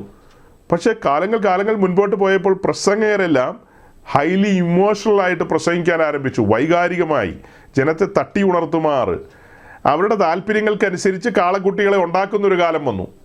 ഈ പറയപ്പെട്ട കാലം വന്നപ്പോഴത്തേക്കും അഹറോൻ ചെയ്തതുപോലെ ജനത്തിൻ്റെ താല്പര്യപ്രകാരം അവർ കാളക്കുട്ടികളെ ഉണ്ടാക്കാൻ ആരംഭിച്ചു. അതായത് നമ്മൾ പുറപ്പാട് ദിവസം 32-ാം അധ്യായത്തിലേക്ക് നോക്കുമ്പോഴാണ് കാളക്കുട്ടി ഉണ്ടാക്കുന്നത് കാണുന്നത്. 31-ാം അധ്യായത്തിൽ സമർപ്പിതനായ ബസലേലുണ്ട്. ബസലേൽ ഉയരത്തിലെ മാതൃകപ്രകാരം അല്ലെങ്കിൽ പർവ്വതത്തിലെ മാതൃകപ്രകാരം കൂടാരം ചമയ്ക്കുന്നതാണ് കാണുന്നത്, മോശയോട് ചേർന്ന് നിന്ന്. അങ്ങനെ ആ കൂടാരത്തിൻ്റെ പണികളിൽ ഏർപ്പെട്ടിരിക്കുന്ന ബസലേൽ ആ സമർപ്പണത്തിൽ നിന്ന് ഒരു ഇഞ്ച് ഇളകാതെ തന്നെ യഹോവയുടെ ഇഷ്ടം നിറവേറ്റി. യഹോവ കൽപ്പിച്ചതുപോലെ തന്നെ കാര്യങ്ങളെ ചെയ്തു. അതേസമയം 32-ാം അധ്യായത്തിൽ താഴ്വരയിൽ ജനം കൽപ്പിച്ചതുപോലെ ജനത്തിൻ്റെ ഇഷ്ടപ്രകാരം അഹറോനൊരു കാളക്കുട്ടിയെ ഉണ്ടാക്കി അവരെ കെട്ടഴിഞ്ഞവരായി വിട്ടു. അവരുടെ വിരോധികളുടെ മുമ്പാകെ അവർ പരിഹസിക്കപ്പെടുമാറ ഒരു അനുഭവത്തിലേക്ക് പോയി. അത് തന്നെയാണ് ഇന്നത്തെ കാലത്ത് നടക്കുന്നത്. ഇപ്പം ഞാൻ ഈ പറഞ്ഞ ഒരു സമയം മുതൽ ജനത്തിൻ്റെ താല്പര്യങ്ങൾക്കനുസരിച്ച് പ്രസംഗിക്കാൻ ആരംഭിച്ചു.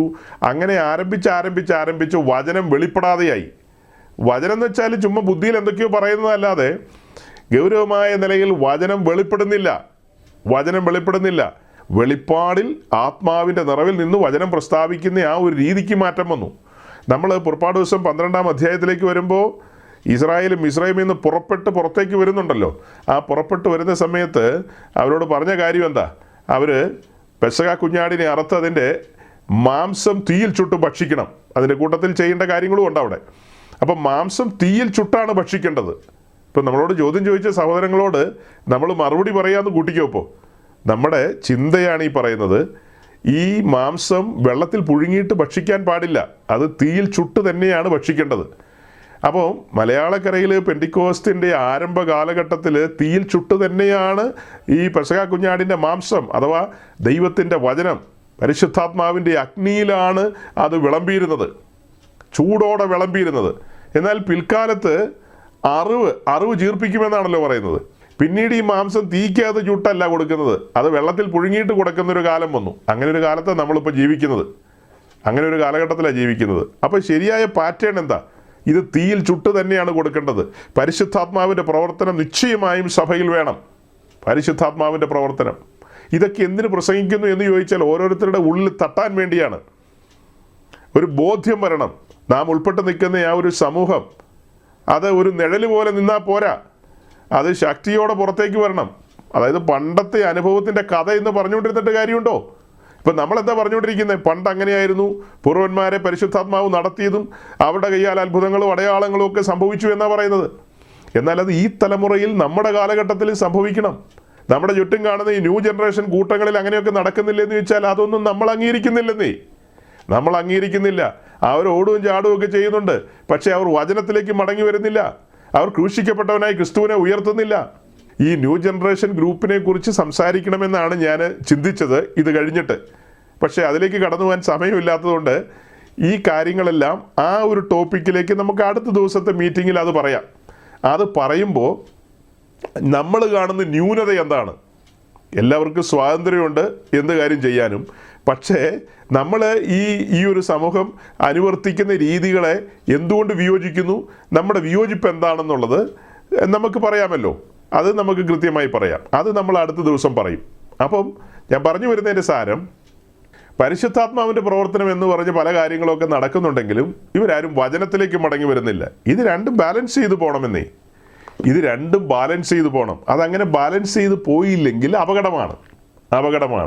ആദ്യം പറഞ്ഞ ആ മഴയുമായി ബന്ധപ്പെട്ടൊരു വാക്യം കൂടെ വായിക്കാം. സങ്കീർത്തനങ്ങൾ 85-ന്റെ 12-ാമത്തെ വാക്യം. അവിടെ എഴുതിയിരിക്കുന്നത്, യഹോവ നന്മ നൽകുകയും നമ്മുടെ ദേശം വിള തരികയും ചെയ്യും. യഹോവ നന്മ നൽകുകയും നമ്മുടെ ദേശം വിള തരികയും ചെയ്യും. അപ്പം ഇരമ്യാവ് 14 നമ്മൾ കണ്ടത് മഴയില്ലായ്മയുടെ ഒരു പ്രശ്നമാണ്.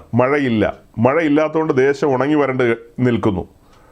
അപ്പം മഴ പെയ്യുകയാണെങ്കിൽ, അതായത് ഞാൻ മത്തായിയുടെ സുവിശേഷവും ലൂക്കോസിൻ്റെ സുവിശേഷത്തെയും മുൻനിർത്തിക്കൊണ്ട് പറയുകയാണ്. അവിടെ നമ്മൾ കാണുന്നുണ്ട് മത്തായി 7-ലും പിന്നെ ലൂക്കോസ് 11-ാം അധ്യായത്തിൽ നമ്മൾ കാണുന്ന കാര്യമാണ്. യാചിപ്പിൻ എന്നാൽ നിങ്ങൾക്ക് ലഭിക്കും, അന്വേഷിപ്പിൻ കണ്ടെത്തും, മുട്ടുവിൻ തുറക്കും എന്നൊക്കെ പറയുന്ന കാര്യം പറഞ്ഞ് താഴേക്ക് വന്നിട്ട് മത്തായിൽ പറയുമ്പോൾ പറയാണ്, അങ്ങനെ തന്നോട് യാചിക്കുന്ന പരിശുദ്ധാത്മാവുമായി ബന്ധപ്പെടുത്തിയ ഒരു കാര്യമാണ് പിന്നീട് പറയുന്നത്. അതെല്ലാം പറഞ്ഞിട്ട് അടുത്ത സെൻറ്റൻസിൽ പറയാണ്, അങ്ങനെ തന്നോട് യാചിക്കുന്നവർക്ക് നന്മ എത്രയധികം കൊടുക്കുമെന്നാണ് പറയുന്നത്. മത്തായിൽ പറയുമ്പോൾ തന്നോട് യാചിക്കുന്നവർക്ക് നന്മ എത്രയധികം കൊടുക്കും, അതായത് നല്ല ഗിഫ്റ്റുകൾ എത്രയധികം കൊടുക്കുമെന്ന്. അതാണല്ലോ നന്മ എന്നുള്ളത് കൊണ്ട് നമ്മൾ വിവക്ഷിക്കുന്നത്. നന്മ എത്രയധികം കൊടുക്കും. അത് കഴിഞ്ഞ് ലൂക്കോസിലേക്ക് വരുമ്പോൾ ഇതേ കാര്യം തന്നെ അങ്ങനെ പറഞ്ഞ് താഴേക്ക് വന്നിട്ട് അവിടെ പറയുന്നത്, എന്നാൽ തന്നോട് യാചിക്കുന്നവർക്ക് പരിശുദ്ധാത്മാവിനെ എത്രയധികം കൊടുക്കുമെന്നാണ് പറയുന്നത്. ഇവിടെ മത്തായി എത്രയധികം നന്മ കൊടുക്കുമെന്ന് പറഞ്ഞത് ലൂക്കോസ് കുറച്ചുകൂടെ തെളിച്ചു പറയുകയാണ്. തന്നോട് യാചിക്കുന്നവർക്ക് ആ നന്മ, ഏറ്റവും നല്ല ഗിഫ്റ്റ് എന്ന് പറയുന്നത് പരിശുദ്ധാത്മാവിനെ കൊടുക്കും. തന്നോട് യാചിക്കുന്നവർക്ക് പരിശുദ്ധാത്മാവിനെ എത്രയധികം കൊടുക്കും, അതാണ് അവിടെ പറയുന്നത്. അപ്പം ആ നന്മ ലഭിക്കുകയാണെങ്കിൽ, ആ നന്മ എന്ന് പറയുന്നത് എന്താ? സാധാരണ 2 പെന്തിക്കോസ് പാസ്റ്റർമാർ ഒരുമിച്ച് കൂടുമ്പോൾ അവരുപയോഗിക്കുന്ന വാക്കാണിത്, നന്മ. ഒരു നന്മ ലഭിച്ചു എന്നൊക്കെ പറയും. സത്യത്തിൽ മണ്ടത്തരങ്ങളല്ലേ പറയുന്നത്. നമ്മൾ പുതിയ നിയമം പഠിക്കുമ്പോൾ പുതിയ നിയമത്തിൽ പല ഭാഗത്തും ഈ നന്മയുമായി ബന്ധപ്പെട്ട കാര്യങ്ങൾ നമുക്ക് കാണാം. അത് സാധാരണ ഇങ്ങനെയൊരു കാര്യത്തിലേക്കാണ് ആളുകൾ പറഞ്ഞു കൊണ്ടുപോകുന്നത്. അത് സാമ്പത്തികമായ ചില ലഭ്യതകളെ കുറിച്ചിട്ടൊക്കെയാണ് സംസാരിക്കുന്നത്. എന്നാൽ നമ്മൾ പുതിയ നിയമ വീക്ഷണത്തിൽ പറയുമ്പോൾ ഒരു പുതിയ നിയമ ഭക്തൻ നന്മ എന്നുള്ളത് കൊണ്ട് വിവക്ഷിക്കുന്നത് പരിശുദ്ധാത്മാവിനെയാണ്. അതുപോലെ നാം അനുഗ്രഹം അനുഭവിക്കാൻ വിളിക്കപ്പെട്ടിരിക്കുന്നു, അതുകൊണ്ട് നാം അനുഗ്രഹിക്കുന്നവരായിരിപ്പിൻ, അതുപോലെ നാം അനുഗ്രഹ പൂർത്തിയിലേക്ക് വരിക എന്നൊക്കെയുള്ള ഒത്തിരി വാക്യങ്ങളുണ്ട്. ഒരു പുതിയ നിയമ ക്രിസ്ത്യാനിയെ സംബന്ധിച്ച് അവൻ്റെ അനുഗ്രഹം എന്ന് പറയുന്നത് ക്രിസ്തുവാണ്. അതായത് മണവാട്ടിയുടെ അനുഗ്രഹം എന്ന് വെച്ചാൽ തൻ്റെ മണവാളനാണ്. മണവാട്ടിക്ക് ലഭിക്കപ്പെട്ട ഏറ്റവും വലിയ അനുഗ്രഹം എന്താ? തൻ്റെ മണവാളനാണ്. ആ മണവാളനാണ് തൻ്റെ അനുഗ്രഹം എന്ന് പറയുന്നത്. അതിലപ്പുറം നമ്മുടെ ചുറ്റുപാടും കാണുന്ന കാര്യങ്ങളെയെല്ലാം അപ്പസ്വലന്മാർ നമുക്ക് മുന്നമേ പറഞ്ഞു തന്നിട്ടുണ്ട്. അതെല്ലാം ചവറാണ്. അതെല്ലാം ചവറാണ്. അതായത് യൂസ് ആൻഡ് ത്രോ എന്നുള്ളതാണ് അർത്ഥം. ചവറെന്ന് വെച്ചാൽ ഒന്നും ചവറാന്നല്ല അർത്ഥം. പകരം എന്താ? അതിനൊന്നും വാല്യൂ ഇല്ല. പിന്നത്തേതിൽ അതെല്ലാം കത്തിക്കാൻ വെച്ചിരിക്കുന്നതാണ്. പിന്നത്തേത് ഈ കത്തിക്കാൻ വെച്ചിരിക്കുന്ന ഒരു കാര്യത്തിലും നിങ്ങളുടെ ഹൃദയം ഉടക്കിപ്പോകരുത്. പിന്നത്തേതിൽ കത്തിക്കാൻ വെച്ചിരിക്കുന്ന ഒന്നിലും നിങ്ങളുടെ ഹൃദയം ഉടക്കിപ്പോകരുത്. പകരം ഹൃദയം സൂക്ഷിക്കുക. എങ്ങനെ സൂക്ഷിക്കുക? നിങ്ങളുടെ ഉള്ളിൽ വന്നിരിക്കുന്ന നിത്യജീവനെ മുറുകെ പിടിച്ചുകൊണ്ട് പരമവിളിയുടെ ലാക്കിലേക്ക് ഓടുക. അതുകൊണ്ടല്ലേ നമ്മുടെ പൂർവന്മാർ പാട്ട് എഴുതിയപ്പോൾ പാടിയത്, നല്ല പോരാട്ടം പോരാടി ഓട്ടമോടിയിടാം, വല്ലഭൻ്റെ നല്ല പാത പിന്തുടർന്നിടാം, ഭാരം പാപമൊക്കെ വിട്ട് ആശ ഇച്ഛയൊക്കെ അടക്കി വെച്ച് നേരെ മുൻപോട്ട് ഓടാമെന്നാണ് പറയുന്നത്. ഇടംബലം നോക്കരുത്, നേരെ മുൻപോട്ട് ഓടുക, അതാണ് പറയുന്നത്. അപ്പോൾ ഇവിടെ നമ്മൾ വായിക്കുന്നത് പ്രകാരം യഹോവ നന്മ നൽകുകയും, അതായത് യഹോവ മഴ നൽകുകയും, അങ്ങനെ പറയണം. യഹോവ മഴ തന്നു കഴിഞ്ഞാൽ നമ്മുടെ ദേശം ഫലം പുറപ്പെടുവിക്കും. അതായത് ദൈവരാജ്യത്തിൽ മഴ പെയ്തു കഴിഞ്ഞാൽ, അല്ലെങ്കിൽ നാം വന്നിരിക്കുന്ന ദൈവരാജ്യത്തിൽ നാം പരിശുദ്ധാത്മാവിൻ്റെ പ്രവർത്തനം അനുഭവിക്കാൻ നമുക്ക് കഴിയണം. നാം വന്നിരിക്കുന്ന ദൈവരാജ്യത്തിൽ പരിശുദ്ധാത്മാവിൻ്റെ മഴ അനുഭവിക്കുവാൻ നമുക്ക് കഴിയണം. ആ മഴ പെയ്യണം. ദേശം എന്നുള്ളതുകൊണ്ട് നമ്മൾ ഉദ്ദേശിക്കുന്ന അതാണ്. സങ്കീർത്തനക്കാരൻ പറയുമ്പോൾ തെക്കേ ദേശമാണ്, യഹൂദാദേശമാണ്, അവിടെ മഴ പെയ്യുന്ന കാര്യമാണ് പറയുന്നത്. ഇരമ്യാവ് പറയുമ്പോഴും തെക്കേ ദേശത്തെക്കുറിച്ചാണ് പറയുന്നത്. നമ്മെ സംബന്ധിച്ച് ദേശം എന്ന് പറയുമ്പോൾ ഏതെങ്കിലും ഒരു ടെറിട്ടറിയുമായി ബന്ധപ്പെടുത്തിയല്ല പറയുന്നത്. നമ്മൾ രക്ഷിക്കപ്പെട്ട് സ്നാനപ്പെട്ട് കടന്നു വന്നിരിക്കുന്ന ദൈവരാജ്യത്തിലേക്കാണ്. ഇസ്രായേൽ കടന്നു വന്നിരിക്കുന്ന വാഗ്ദത്ത ഭൂമിയിലേക്കാണ്. നമ്മളെ സംബന്ധിച്ച് നാം കടന്നു വന്നിരിക്കുന്ന വാഗ്ദത്ത ഭൂമിയുടെ പേരാണ് ദൈവരാജ്യം. 2 കൂട്ടരും ഒരുപോലെ സഞ്ചരിച്ചാണ് അവിടെ എത്തുന്നത്. ഇസ്രായേൽ മിസ്രൈമിൽ നിന്ന് വിടുവിക്കപ്പെട്ട് വാഗ്ദത്ത ഭൂമിയിലേക്ക് എത്തി. നാം ഈ ലോകമാകുന്ന മിസ്രൈമിൽ നിന്ന് വിടുവിക്കപ്പെട്ട് ചെങ്കടലും കടന്ന്, അഥവാ വിശ്വാസ സ്നാനവും ഏറ്റ് മുൻപോട്ടുള്ള പ്രയാണത്തിൽ യോർദാനും കടന്ന് വാഗ്ദത്ത ഭൂമിയിലേക്ക് പ്രവേശിക്കുന്നു. അതായത് യോർദാൻ കടക്കുക എന്ന് വെച്ചാൽ നമ്മുടെ സ്വയത്തിൻ്റെ മരണമാണത് കാണിക്കുന്നത്. ഞാനിനി എനിക്കായി ജീവിക്കുന്നില്ല, എനിക്ക് വേണ്ടി മരിച്ചുയർത്തവനായിട്ട് ജീവിക്കുന്നു എന്ന നിലയിലേക്ക് നമ്മൾ എത്തപ്പെടുകയാണ്. അതിന് പരിശുദ്ധാത്മാവിൻ്റെ പ്രവർത്തനം അനിവാര്യമാണ്. പരിശുദ്ധാത്മാവിലല്ലാതെ യേശുക്രിസ്തു പറഞ്ഞ വചനങ്ങളൊന്നും ഒരു മനുഷ്യന് പ്രായോഗിക ജീവിതത്തിൽ കൊണ്ടുവരാൻ കഴിയില്ല. പരിശുദ്ധാത്മാവിൻ്റെ പ്രവർത്തനം സഭയിൽ സജീവമല്ലെന്നുള്ളതിൻ്റെ ഏറ്റവും വലിയ തെളിവാണ് ബൈബിളിൽ നിന്ന് ഏറ്റവും സീരിയസ് ആയി പഠിപ്പിക്കേണ്ട വചനങ്ങളൊന്നും ഇന്ന് പ്രസംഗിക്കപ്പെടുന്നില്ല. ഒരാൾ വിശ്വാസ വഴിയിലേക്ക് വന്ന് അയാളെ സ്നാനത്തിലേക്ക് നയിക്കുമ്പോൾ സ്നാനവുമായി ബന്ധപ്പെട്ട കുറേ വാക്യങ്ങളുണ്ട്. ആ വാക്യങ്ങളെല്ലാം പറഞ്ഞു കേൾപ്പിച്ചിട്ട് പെട്ടെന്ന് കൊണ്ടുപോയി മുക്കിക്കൊണ്ടുവരും. അങ്ങനെയാണോ? അവനെ ആ സ്നാനക്കുളത്തിന് മുൻപിൽ അറസ്റ്റ് ചെയ്ത് നിർത്തിയിട്ട് കാര്യങ്ങളെ പറഞ്ഞു കേൾപ്പിക്കണം. ഒരുവൻ എന്നെ അനുഗമിക്കാൻ ഇച്ഛിച്ചാൽ തന്നെത്താൻ ത്യജിച്ച് നാൾതോറും ക്രൂശ് എടുക്കേണ്ടതുണ്ട്. അതുകൊണ്ട് സഹോദര സഹോദരി, ക്രിസ്തീയ ജീവിതം എന്ന് പറയുന്നത് വളരെ സീരിയസ് ആണ്. യേശു ക്രിസ്തുവിനോട് ചേർന്ന് സഞ്ചരിക്കേണ്ടതുണ്ട്. ഒരു വിശുദ്ധ ജീവിതം നയിക്കേണ്ടതുണ്ട്. അതുകൊണ്ട് ശേഷം മനുഷ്യരെ പോലെ ജീവിക്കാൻ കഴിയില്ല. ഇന്നലെ നടന്നതുപോലെ നടക്കാൻ കഴിയില്ല. ഇന്നലെ വരെ നടന്നതുപോലെ നടക്കാൻ കഴിയില്ല. അതുകൊണ്ട് ഇരുന്ന് കണക്ക് കൂട്ടി നോക്കിയിട്ട് ഇറങ്ങിയാൽ മതി. കാരണം ഇനി ഇവിടം മുതൽ തന്നെത്താൻ ത്യജിക്കുകയാണ്. അതായത് സ്വന്തം ആഗ്രഹങ്ങൾക്കും താല്പര്യങ്ങൾക്കും പ്രാധാന്യം കൊടുക്കുന്നില്ല. ക്രൂശ് എടുക്കുക എന്ന് വെച്ചാൽ, അനുദിന ജീവിതത്തിൽ ക്രൂശ് എടുക്കുക എന്ന് വെച്ചാൽ മരക്കുരിശെടുക്കുക എന്നുള്ളതല്ല നമ്മൾ പഠിക്കുന്നത്. അത് കത്തോലിക്കരും ഓർത്തഡോക്സുകാരൊക്കെ എടുക്കട്ടെ. നമ്മളെ സംബന്ധിച്ച് ആ ക്രൂശ് കാണിക്കുന്ന ഒരു ബലിപീഠത്തെയാണ്. ബലിപീഠം കാണിക്കുന്നത് എന്താ? പുതിയ നിയമത്തിൽ ബലിപീഠമൊന്നുമില്ല. പുതിയ നിയമത്തിലെ ബലിപീഠം നമ്മോട് പറയുന്നത് ഒരു സമർപ്പണ ജീവിതത്തെക്കുറിച്ചാണ്, ഒരു സമർപ്പണാനുഭവത്തെക്കുറിച്ചാണ്. നാം ആ സമർപ്പണത്തിലേക്ക് വന്നു കഴിഞ്ഞാൽ മരണപര്യന്തം വിശ്വസ്തരായിരിക്കണം. സ്നാനക്കുളത്തിൽ ആ ശുശ്രൂഷകൻ തലയിൽ കൈവച്ച് പറയുന്നത് എന്താ? സഹോദര സഹോദരി, മരണപര്യന്തം വിശ്വസ്തനായിരിക്കുക. അതായത് ഈ സ്നാനത്തിന് മുൻപ് ക്രിസ്തുവിൻ്റെ കർത്തൃത്വം അംഗീകരിക്കുകയല്ലേ? ക്രിസ്തുവിൻ്റെ കർത്തൃത്വം അംഗീകരിച്ചുകൊണ്ട് സെയിൽ ഡീഡിൽ ഒപ്പിടുകയാണ്, തീരാധാരത്തിൽ ഒപ്പിടുകയാണ്. ഞാനിനി എനിക്കായി ജീവിക്കുന്നില്ല, എനിക്ക് വേണ്ടി മരിച്ചുയർത്തവനായിട്ട് ജീവിക്കും. ഇങ്ങനെയൊക്കെ മലയാളക്കരയിൽ ഒരു കാലഘട്ടത്തിൽ പ്രസംഗിക്കുകയും പഠിപ്പിക്കുകയും ചെയ്തിരുന്നു എന്നുള്ളതാണ് എൻ്റെ അറിവ്. കഴിഞ്ഞൊരു 10-30 വർഷമായിട്ട് ഇങ്ങനെയുള്ള കാര്യങ്ങളൊന്നും അല്ല പറയുന്നത്. ഇതിലേക്ക് വന്നു കഴിഞ്ഞാൽ ലഭിക്കുന്ന കാര്യങ്ങളാണ് പറയുന്നത്. നിങ്ങൾക്ക് പലതും ലഭിക്കുമെന്നുള്ളതൊക്കെയാണ് പറയുന്നത്. അങ്ങനെ ആളുകൾ കടം മാറിയ കാര്യം പറയുന്നു, രോഗം മാറിയ കാര്യം പറയുന്നു. ഇതിലേക്ക് വന്ന രോഗസൗഖ്യമാകാം, കടം മാറാം, അതൊക്കെ സംഭവിക്കാം. അതിനൊന്നും അല്ല പ്രാധാന്യം. പെന്തക്കോസ്തിൻ്റെ തുടക്കകാലം മുതൽ ഒരു ഉയർത്തിയ മുദ്രാവാക്യമാണ് യേശുക്രിസ്തു പാപികളെ രക്ഷിക്കുന്നു, രോഗികളെ സൗഖ്യമാക്കുന്നു. അല്ലാതെ കുറച്ച് പ്രസംഗിച്ച് അവസാനിപ്പിക്കുകയല്ലോ. അതെല്ലാ കാലത്തും പറഞ്ഞുകൊണ്ടിരുന്ന കാര്യമാണ്. ഇന്നും അതിന് മാറ്റമൊന്നുമില്ല. യേശുക്രിസ്തു പാപികളെ രക്ഷിക്കുന്നു, രോഗികളെ സൗഖ്യമാക്കുന്നു. ഇന്നും കർത്താവ് തൻ്റെ പരിശുദ്ധാത്മാവിലൂടെ പ്രവർത്തിക്കുന്നു. പരിശുദ്ധാത്മാവിൻ്റെ പ്രവർത്തനം പഴയ രീതിയിലില്ല എന്ന് പറയാൻ കാരണം എന്നാ? അത് നമ്മുടെ അകൃത്യം തന്നെ. നമ്മൾ ദൈവവചനത്തിൻ്റെ പ്രമാണങ്ങളിൽ നിന്ന് ഒത്തിരി അകന്നു മാറിയെന്നേ. ഇന്ന് നമ്മുടെ ചുറ്റും വളരെ പ്രസിദ്ധരായ ഒത്തിരി പേരുണ്ട്. അവർ പറയുന്നത് ഞങ്ങളുടെ ഇടയിൽ ആത്മാവുണ്ട്, ഞങ്ങളുടെ ഇടയിൽ അത്ഭുതങ്ങളുണ്ട്, അടയാളങ്ങളുണ്ടെന്നൊക്കെ അവർ പറയുന്നു. പക്ഷെ നിങ്ങളുടെ ഇടയിൽ വചനമുണ്ടോ? വചനം വെളിപ്പെടുന്നുണ്ടോ? ക്രൂശ് വെളിപ്പെടുന്നുണ്ടോ? ക്രൂശിക്കപ്പെട്ട ക്രിസ്തു വെളിപ്പെടുന്നുണ്ടോ? ഇതൊക്കെ വലിയ ചോദ്യങ്ങളാണ്. അപ്പം ഞാൻ എൻ്റെ വാക്കുകളെ പതിയെ ചുരുക്കുകയാണ്.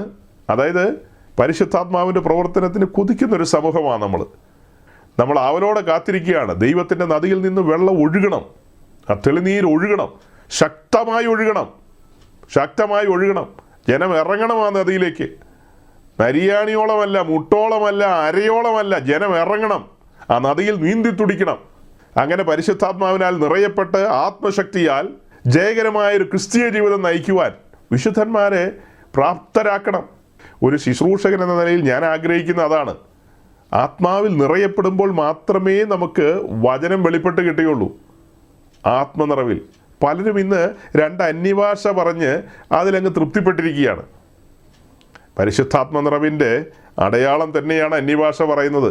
പക്ഷേ അതുകൊണ്ട് മാത്രം കാര്യമായോ? ലൈനിൽ കറണ്ടുണ്ട് എന്ന് കാണിക്കാൻ വേണ്ടി ഇൻഡിക്കേറ്റർ തെളിയുന്നു എന്ന് പറഞ്ഞതുപോലെ അത്രമാത്രം കൂട്ടിയാൽ മതി. അപ്പോൾ ആ ഒരു നിറവിൻ്റെ അനുഭവത്തിലേക്ക് വന്ന ആ ഒരു സമർപ്പണ ജീവിതത്തിൽ അങ്ങനെ മുൻപോട്ട് പോകുവാനായിട്ടുള്ളൊരു വാഞ്ച, ആ ഒരു വാഞ്ച പണ്ടുകാലത്ത് പരിശുദ്ധാത്മ നിറവിലേക്കൊക്കെ വരുമ്പോൾ ആളുകൾ ക്രമീകരണങ്ങൾ പ്രാപിക്കുമായിരുന്നു. ആരെങ്കിലും ഒക്കെ ആയിട്ടുള്ള പ്രതിസന്ധികളൊക്കെ പരിഹരിക്കുമായിരുന്നു. അതുപോലെ പലരും ആത്മാവിൽ നിറയപ്പെട്ട സമർപ്പണാനുഭവത്തിലേക്ക് വന്ന് എല്ലാം വിട്ട് കർത്താവിൻ്റെ വേലയ്ക്ക് ഇറങ്ങുന്ന ആ ഒരു സാഹചര്യമൊക്കെ ഉണ്ടായിരുന്നു. ഇന്ന് കർത്താവിൻ്റെ വേലയ്ക്ക് ഇറങ്ങുന്നൊക്കെ ഉണ്ട് പല സ്ഥലത്തും. എല്ലാവരെയും കുറിച്ചല്ല കേട്ടോ പറയുന്നത്, കേൾക്കുന്നവർ തെറ്റിദ്ധരിച്ചേക്കരുത്. ഈ ന്യൂജൻ ഗ്രൂപ്പുകളിലൊക്കെയുള്ള ചെറുപ്പക്കാരെല്ലാം ഇറങ്ങി വരുന്നത് പ്രശസ്തിയും സുഖജീവിതവും കാംക്ഷിച്ചാണ്. അല്ലാതെ അവരാരും ആ ഒരു സമർപ്പണാനുഭവത്തിലൊന്നും അല്ല വരുന്നത്. നല്ല പ്രാഗൽഭ്യത്തോടെ ഞാൻ പറയുന്നത്. കൂടെ കിടന്നവനല്ലേ രാപ്പനി അറിയാവൂ എന്ന് പറഞ്ഞ പോലെ, കൂടെ കിടന്നവനാ രാപ്പനി അറിയാവൂ എന്ന് പറഞ്ഞതുപോലെ ഈ പറയുന്ന പല പ്രശസ്തരുമായിട്ട് അടുത്ത് പരിചയപ്പെട്ടിട്ടുണ്ട്, ഇടപഴകിയിട്ടുണ്ട്. അവരുടെ രീതികൾ, ആറ്റിറ്റ്യൂഡുകളൊക്കെ അറിയാം. അതെല്ലാം അറിഞ്ഞുകൊണ്ട് തന്നെയാണ് പറയുന്നത്. നമ്മൾ അപ്പോസ്തലന്മാരെ എടുത്ത് പഠിക്കുമ്പോൾ അതൊക്കെ കഴിഞ്ഞ് 18-ാം നൂറ്റാണ്ട് 19-ാം നൂറ്റാണ്ടിൽ ഇറങ്ങിയ മിഷണറി വീരന്മാർ, 20-ാം നൂറ്റാണ്ടിൻ്റെ ആദ്യപാദം പെന്തക്കോസ്ത് മൂവ്മെൻ്റ് ആരംഭിച്ചപ്പോൾ ആ കാലത്ത് ഇറങ്ങി വന്ന മിഷണറിമാർ, അവരുടെയൊക്കെ രീതികളും ആറ്റിറ്റ്യൂഡുകളും അതൊക്കെയായിട്ട് ഈ പറയുന്ന കൂട്ടർക്കൊന്നും ഒരു സാമ്യവും ബന്ധവുമില്ല. പലരും ലോകത്തിൻ്റെ സ്നേഹിതന്മാരാണെന്നേ, പലരും ലോകത്തിൻ്റെ സ്നേഹിതന്മാരാണ്. ആ ലോകത്തിൻ്റെ സ്നേഹിതന്മാരായി ഇരുന്നു കൊണ്ട് വേറെ ആത്മാവിനാൽ പിടിക്കപ്പെട്ട് ആ ആത്മാവിനാലാണ് പല വീരസ്യങ്ങളും കാണിക്കുന്നത്. അത്തരം ആത്മാവിനാലാണ് ഈ പല വീരസ്യങ്ങളും കാണിക്കുന്നത്. പരിശുദ്ധാത്മാവിലാണെങ്കിൽ വാചനം വെളിപ്പെടണം, അതാണ് നമുക്ക് പറയാനുള്ളത്. പരിശുദ്ധാത്മാവിലാണെങ്കിൽ അവരുടെ കണ്ണിൻ്റെ മുമ്പിൽ ദൈവവചനം വെളിപ്പെടും, ശക്തമായി ദൈവവചനം വെളിപ്പെടും. ദൈവവചനം എന്ന് വെച്ചാൽ വചനത്തിൻ്റെ മുക്കും മൂലയും വെളിപ്പെടും. ഏതെങ്കിലും താല്പര്യമുള്ള ഭാഗം മാത്രമല്ല, എല്ലാ ഭാഗങ്ങളും വെളിപ്പെടും. അവരവർക്ക് താല്പര്യമുള്ള ഭാഗങ്ങൾ മാത്രം എടുത്ത് പ്രസംഗിക്കുകയും പറയുകയും ചെയ്യുകയല്ല, എല്ലാ ഭാഗങ്ങളും വെളിപ്പെടും. അങ്ങനെ ദൈവവചനം ശരിയായി ഘോഷിക്കണം. ഈ അടുത്ത സമയത്ത് ഒരു ഓർത്തഡോക്സിലെ അച്ഛൻ എന്നോടൊരു ചോദ്യം ചോദിച്ചതാ. തിമത്തിയോസിൻ്റെ ലേഖനത്തിൽ 1 തിമത്തിയോസിൻ്റെ ലേഖനം 6-ാം അധ്യായത്തിൻ്റെ 8-ാം വാക്യത്തിൽ ഉണ്മാനും ഉടുക്കാനും ഉണ്ടെങ്കിൽ മതിയെന്ന് വിചാരിക്കാം, അങ്ങനെ ഒരു വാക്യമുണ്ട്. പൗലോസ് തിമത്തിയോസിനെ പ്രബോധിപ്പിക്കുന്ന ആ വാക്യപ്രകാരം ആ ഒരു സമർപ്പണത്തിലും അങ്ങനെ ഒരു ചിന്തയിലേക്കും വരാൻ നിങ്ങൾക്ക് പെന്തിക്കോസുകാർക്ക് ഇന്ന് കഴിയുമോ എന്നാണ് ചോദിച്ചത്. അച്ഛൻ അതിനുള്ള മറുപടി നമ്മൾ കൊടുത്തു. നിശ്ചയമായും കഴിയും. ഉണ്മാനും ഉടുക്കാനും ഉണ്ടെങ്കിൽ മതി എന്ന് വിചാരിക്കുക എന്ന് വെച്ചാൽ സിമ്പിൾ ലൈഫ് എന്നുള്ളതാണ് കാണിക്കുന്നത്. അതായത് അമിതമായി എല്ലാം വെട്ടിപ്പിടിക്കുക എന്നുള്ളതല്ല. നാം യുദ്ധക്കളത്തിലല്ലേ, യുദ്ധക്കളത്തിലിരിക്കുന്ന ഒരു പടയാളിയെ സംബന്ധിച്ച് എല്ലാം വെട്ടിപ്പിടിച്ചുകൊണ്ട് യുദ്ധത്തിന് പോകാൻ പറ്റുമോ?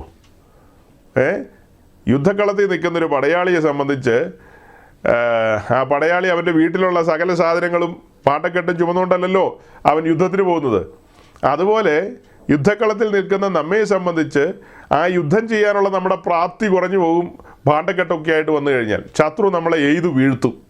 ഇന്ന് അനേക പാണ്ടക്കെട്ടുമായിട്ടൊക്കെ വന്ന ആളുകൾ ലോകത്തിലുള്ള എല്ലാം വാരിക്കൂട്ടി സഞ്ചിയിലാക്കി എന്നിട്ട് പറയും ഞങ്ങൾ അനുഗ്രഹിക്കപ്പെട്ടെന്ന്. ശത്രുവിൻ്റെ അമ്പേറ്റ് വീണ് കിടക്കുക, നിലം പരിച്ചായി കിടക്കുക, അപ്പോഴും പറയും ഞങ്ങൾ അനുഗ്രഹിക്കപ്പെട്ടെന്ന്. അനുഗ്രഹിക്കപ്പെട്ടവന് വചനം വെളിപ്പെട്ട് കിട്ടണ്ടേ? ആ ആത്മാവിൻ്റെ നിറവ് ലഭിക്കണ്ടേ? വചനത്തിൽ സമ്പന്നരാകണം, ആത്മാവിൽ നിറയപ്പെടണം. ഇത് രണ്ടും ഇല്ലാതെ എന്ത് അനുഗ്രഹമാണ്? ഇത് രണ്ടും ലഭിക്കാത്തവൻ എങ്ങനെ അനുഗ്രഹിക്കപ്പെട്ടെന്നാണ് പറയുന്നത്?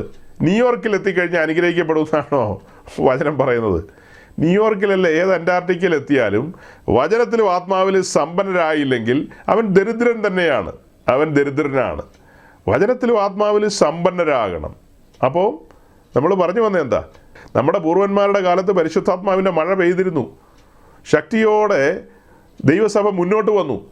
ഇപ്പോൾ ആവർത്തന പുസ്തകം 11-ാം അധ്യായത്തിൽ പറയുന്നുണ്ട്, ഇസ്രായേലിനോടുള്ള ബന്ധത്തിൽ നിങ്ങളെൻ്റെ വചനം പ്രമാണിച്ച് വചനപ്രകാരം മുൻപോട്ട് പോയില്ലെങ്കിൽ ദേശത്ത് മഞ്ഞും മഴയും പെയ്യില്ലെന്ന് പറയുന്നുണ്ട്. അത് എഴുതി വെച്ചിട്ടുണ്ട്. ദേശത്ത് മഞ്ഞും മഴയും ഞാൻ അനുവദിക്കില്ല പ്രമാണത്തിൽ നിന്നില്ലെങ്കിൽ. ആ വാക്യം കൂടെ ഒന്ന് വായിച്ചേക്കാം. ആവർത്തന പുസ്തകം 11-ാം അധ്യായത്തിൻ്റെ 13-ഉം 14-ഉം വാക്യം. നിങ്ങളുടെ ദൈവമായ യഹോവയെ നിങ്ങൾ സ്നേഹിക്കുകയും പൂർണ്ണ ഹൃദയത്തോടും പൂർണ്ണ മനസ്സോടും കൂടി അവനെ സേവിക്കുകയും ചെയ്തുകൊണ്ട് ഞാൻ ഇന്ന് നിങ്ങളോട് കൽപ്പിക്കുന്ന എന്റെ കൽപ്പനകൾ ജാഗ്രതയോടെ അനുസരിച്ചാൽ ധാന്യവും വീഞ്ഞും എണ്ണയും ശേഖരിക്കേണ്ടതിന് ഞാൻ തക്ക സമയത്ത് നിങ്ങളുടെ ദേശത്ത് വേണ്ടുന്ന മുൻമഴയും പിന്മഴയും പെയ്യിക്കും. നിങ്ങളുടെ ദൈവമായ യഹോവയെ നിങ്ങൾ സ്നേഹിക്കുകയും പൂർണ്ണ ഹൃദയത്തോടും പൂർണ്ണ മനസ്സോടും കൂടെ അവനെ സേവിക്കുകയും ചെയ്തുകൊണ്ട് ഞാനിന്ന് നിങ്ങളോട് കൽപ്പിക്കുന്ന എൻ്റെ കൽപ്പനകൾ, എൻ്റെ പ്രമാണങ്ങൾ ജാഗ്രതയോടെ അനുസരിച്ചാൽ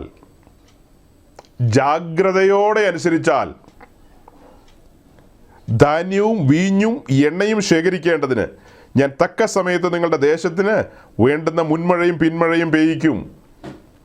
ദേശത്ത് മുൻമഴയും പിന്മഴയും പെയ്യിക്കും. പരിശുദ്ധാത്മാവിൻ്റെ മഴ ലഭിക്കണമെങ്കിൽ നാം വചനത്തിൽ നിലനിൽക്കണം. കർത്താവിൻ്റെ പ്രമാണങ്ങളെ മുറുകെ പിടിക്കണം. കർത്താവിൻ്റെ പ്രമാണങ്ങളെ ഗൗരവമായി കണ്ടുകൊണ്ട് അതിനെ മുറുകെ പിടിച്ചുകൊണ്ട് ലഭിക്കപ്പെട്ട ബോധ്യങ്ങളിൽ മുൻപോട്ട് പോയില്ലെങ്കിൽ പിന്നീട് വേറെ ആത്മാക്കളുടെ സ്വാധീനം വരും. നമുക്ക് പരിശുദ്ധാത്മാവാന്ന് തോന്നിപ്പോകും. ഇവിടെയെല്ലാം കണ്ടീഷനാണ്. എല്ലാ കാലത്തും അങ്ങനെ തന്നെയാണ്. നമ്മൾ വചനത്തിൽ നിലനിൽക്കാതെ ചുമ്മാ ആത്മാവ് ആത്മാവെന്നൊന്നും പറഞ്ഞാൽ പരിശുദ്ധാത്മാവ് അങ്ങനെ ചലിക്കുന്ന ആത്മാവേ അല്ല. അതൊക്കെ ആളുകളുടെ തെറ്റിദ്ധാരണയാണ്. എല്ലാം ഇപ്പോഴും കണ്ടീഷൻസ് ഉണ്ട്. വാക്യങ്ങൾ ധാരാളം നമ്മുടെ മുമ്പിലുണ്ട്. എല്ലാം വായിക്കുന്നില്ലെന്നേ ഉള്ളൂ. അപ്പം ജാഗ്രതയോടെ അനുസരിച്ചാൽ ധാന്യവും വീഞ്ഞും എണ്ണയും ശേഖരിക്കേണ്ടതിന് ഞാൻ തക്ക സമയത്ത് നിങ്ങളുടെ ദേശത്തിന് വേണ്ടുന്ന മുൻമഴയും പിന്മഴയും പെയ്യിക്കും. നാം ആ പരിശുദ്ധാത്മാവിൻ്റെ മഴയിൽ നിൽക്കുമ്പോൾ, പരിശുദ്ധാത്മാവിൻ്റെ പ്രവർത്തനം അനുഭവിക്കുമ്പോൾ ആ സ്വർഗീയ സന്തോഷവും സമാധാനവും സ്വസ്ഥതയൊക്കെ നമുക്ക് അനുഭവിക്കാൻ കഴിയും. ഇന്ന് ആ രക്ഷയുടെ സന്തോഷമോ സ്വർഗീയ സന്തോഷമോ ഒന്നും പലരിലും ഇല്ല. ചോദിക്കുമ്പോൾ പെന്തിക്കോസ്താന്നൊക്കെ പറയും. ചോദിക്കുമ്പോൾ എല്ലാം പെന്തിക്കോസ്തൊക്കെയാണ്. ആ രക്ഷയുടെ സന്തോഷം ഇന്നൊന്ന പോലെ അനുഭവിക്കണ്ടേ? 50 കൊല്ലം മുമ്പ് സ്നാനപ്പെട്ടതാണെങ്കിലും അത് ഇന്നലെ നടന്നതുപോലെ ഫീൽ ചെയ്യണമല്ലോ. ആ രക്ഷയുടെ സന്തോഷം നുരഞ്ഞു പൊന്തിക്കൊണ്ടിരിക്കണം. ഞാനൊരു നഷ്ടപ്പെട്ട പാവിയായിരുന്നു. കൃപയാലൊരു ഉദ്ധാരണം എനിക്ക് ലഭിച്ചു. എന്നെ ഏൽപ്പിച്ച പ്രമാണം അതല്ലേ പറയുന്ന മരണപര്യന്തം വിശ്വസ്തനായിരിക്കുക. അപ്പം മരണപര്യന്തം നമ്മളിത് ജാഗ്രതയോടെ സൂക്ഷിക്കണം. ഒരു വാക്യോടെ വായിക്കാം. ലേവ്യാപുസ്തകം 22-ന്റെ 9-ാം വാക്യം. Leviticus chapter 22 verse 9. ലേവ്യാപുസ്തകം 22-ന്റെ 9-ാം വാക്യം. ലേവ്യാപുസ്തകം 22-ന്റെ 9 വായിക്കുമ്പോൾ മനസ്സിലാക്കണം, ഈ അധ്യായത്തിൻ്റെ തുടക്കത്തിൽ അഹ്റോനും അഹ്റോൻ്റെ പുത്രന്മാരോടും സംസാരിക്കുന്ന കാര്യമാണിത്. അഹ്റോൻ്റെ പുത്രന്മാരായ പുരോഹിതന്മാരോട് സംസാരിക്കുകയാണ്. അവരോട് സംസാരിച്ചു വന്നിട്ട് പറയുകയാണ്, ആകയാൽ അവർ എൻ്റെ പ്രമാണങ്ങളെ നിസാരമാക്കി, അതായത് അഹ്റോൻ്റെ പുത്രന്മാരായ പുരോഹിതന്മാർ എൻ്റെ പ്രമാണങ്ങളെ നിസാരമാക്കി തങ്ങളുടെ മേൽ പാപം വരുത്തുകയും അതിനാൽ മരിക്കുകയും ചെയ്യാതിരിപ്പാൻ അവ പ്രമാണിക്കണം. ഞാൻ അവരെ ശുദ്ധീകരിക്കുന്ന യഹോവയാകുന്നു. അതിലെ വാക്കുകൾ ശ്രദ്ധിക്കുക. ആ വാക്യത്തിൽ അടങ്ങിയിരിക്കുന്ന ഓരോ വാക്കുകൾ ശ്രദ്ധിക്കുക. ആകയാൽ അവർ എൻ്റെ പ്രമാണങ്ങളെ നിസാരമാക്കി തങ്ങളുടെ മേൽ പാപം വരുത്തുകയും. അപ്പോൾ പ്രമാണങ്ങളെ ഒന്നും എന്ത് ചെയ്യരുത്? നിസാരമാക്കരുത്. പ്രമാണങ്ങൾക്ക് ഗൗരവം കൊടുക്കണം, ജാഗ്രതയോടെ സൂക്ഷിക്കണമെന്ന് നമ്മൾ പ്രസംഗിച്ചാൽ അടുത്ത ദിവസം നമ്മളെക്കുറിച്ച് പറയാൻ പോകുന്നത് എന്നാണെന്നറിയാവോ? അയാളൊരു പരീശനാന്ന് പറയും. പ്രമാണങ്ങളെ മുറുകെ പിടിച്ചുകൊണ്ട് പ്രമാണങ്ങളെ അനുസരിച്ച് ജീവിക്കണം എന്ന് പറഞ്ഞു കഴിഞ്ഞാൽ ഉടനെ ആളുകൾ പറയുന്നതാണ്, അത് ആ പുള്ളി ഒരു പരീശനാന്ന് പറയും, അങ്ങനെ ഒരു പരീശനാന്ന് പറഞ്ഞു കളയും. ഇതൊക്കെ എങ്ങനെ പറയാൻ തോന്നുന്നു എനിക്ക് മനസ്സിലാകാത്തത്. അതിൻ്റെ കാരണം എത്രയേ ഉള്ളൂ സഹോദരങ്ങളെ, വചനം വെളിപ്പെടുന്നില്ല. അരയും മുറിയൊക്കെ അവിടെ നിന്ന് ഇവിടെ നിന്നൊക്കെ കിട്ടുന്നുണ്ടെന്നുള്ളതല്ലാതെ ഇത് അടുക്കടുക്കായിട്ട് ഗ്രഹിക്കുന്നില്ല, പഠിക്കുന്നില്ല. ദൈവവചനം അടുക്കടുക്കായിട്ട് വെളിപ്പെട്ട് കിട്ടണം. അത് അങ്ങനെ തന്നെ ഹൃദ്യസ്ഥമാക്കണം, അങ്ങനെ തന്നെ പഠിക്കണം. നമ്മൾ ഇത് ജാഗ്രതയോടെ സൂക്ഷിക്കേണ്ട കാര്യങ്ങളാണ്. ഈ ആഴ്ച കോട്ടയത്ത് വലിയൊരു മാമാങ്കം നടക്കുന്നുണ്ട്. അതിൻ്റെ ഒരു ബ്രോഷറൊക്കെ ഇന്ന് സീരിയസ് ആയിട്ട് കണ്ടത്. അതിൽ പ്രസംഗിക്കാൻ വരുന്ന ഓരോരുത്തരെ എടുത്ത് പഠിച്ചപ്പോൾ മനസ്സിലാക്കിയപ്പോൾ യഹൂദ ദുഃഖിക്കുന്നു എന്ന് പറഞ്ഞ പോലെയാണ് ദുഃഖമാണ് തോന്നുന്നത്. വർഷിപ്പ് ലീഡ് ചെയ്യാൻ വരുന്ന ആളുകൾ, അവരോടൊക്കെയുള്ള ബന്ധത്തിൽ നമ്മൾ ചിന്തിക്കുമ്പോൾ ഈ ലോകത്തിന് അനുരൂപരാകരുത് നമ്മുടെ പൂർവന്മാരായ പിതാക്കന്മാർ പഠിപ്പിച്ചു.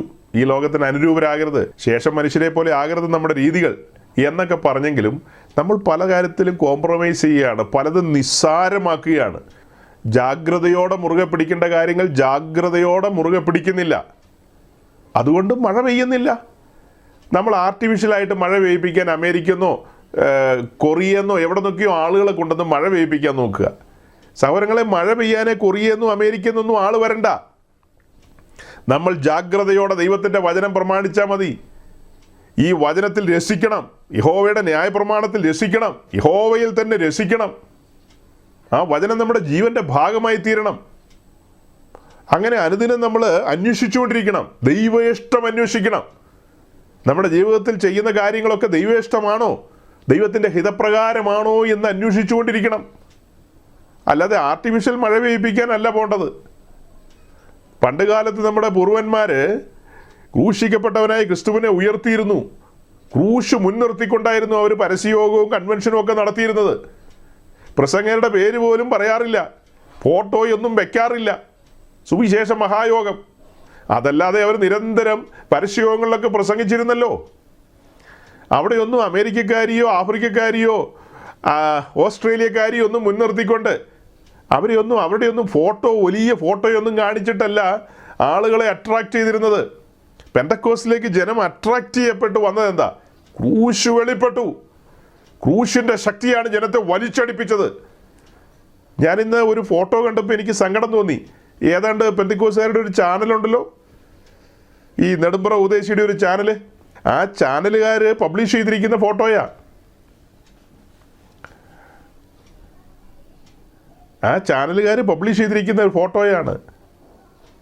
ഒരു പ്രസിദ്ധിയായ വർഷിപ്പ് ലീഡർ ആ സ്ത്രീയെ കാണിച്ചുകൊണ്ടാണ് അവർ ഇത് പരസ്യം ചെയ്യുന്നത്. സ്ത്രീയെയും പുരുഷനെയും ഒക്കെ കാണിക്കുന്നത് എന്തിനാന്നേ? നിങ്ങൾ ഡീറ്റെയിൽ ആയിട്ട് കാര്യങ്ങൾ പറയൂ. ഈ പിക്ചറിലൂടെയൊക്കെ ഇവരെന്താ സമൂഹത്തോട് പറയാൻ പോകുന്നത്? ഈ പിക്ചറിലൂടെ ഇവിടുത്തെ സമുദായ സഭകളൊക്കെ പെന്തക്കോസ്തുകാരെ കളിയാക്കുകയാണ് ഇതൊക്കെ കാണിച്ച്. ഇത്തരം പിക്ചറൊക്കെ എടുത്ത് അവരൊക്കെ അവരുടെ ഗ്രൂപ്പുകളിൽ സർക്കുലേറ്റ് ചെയ്യുകയാണ്. ഇത് സിനിമാ നടിയാണോ എന്ന് ഈ എന്നാ ചോദ്യമാണ്? 10-25 കൊല്ലമായി ഞാൻ സിനിമ കണ്ടിട്ട്. എന്നോടാ ചോദിക്കുന്നത് സിനിമാ നടിയാണോ എന്ന്. എന്നാ ചോദ്യം അതൊക്കെ?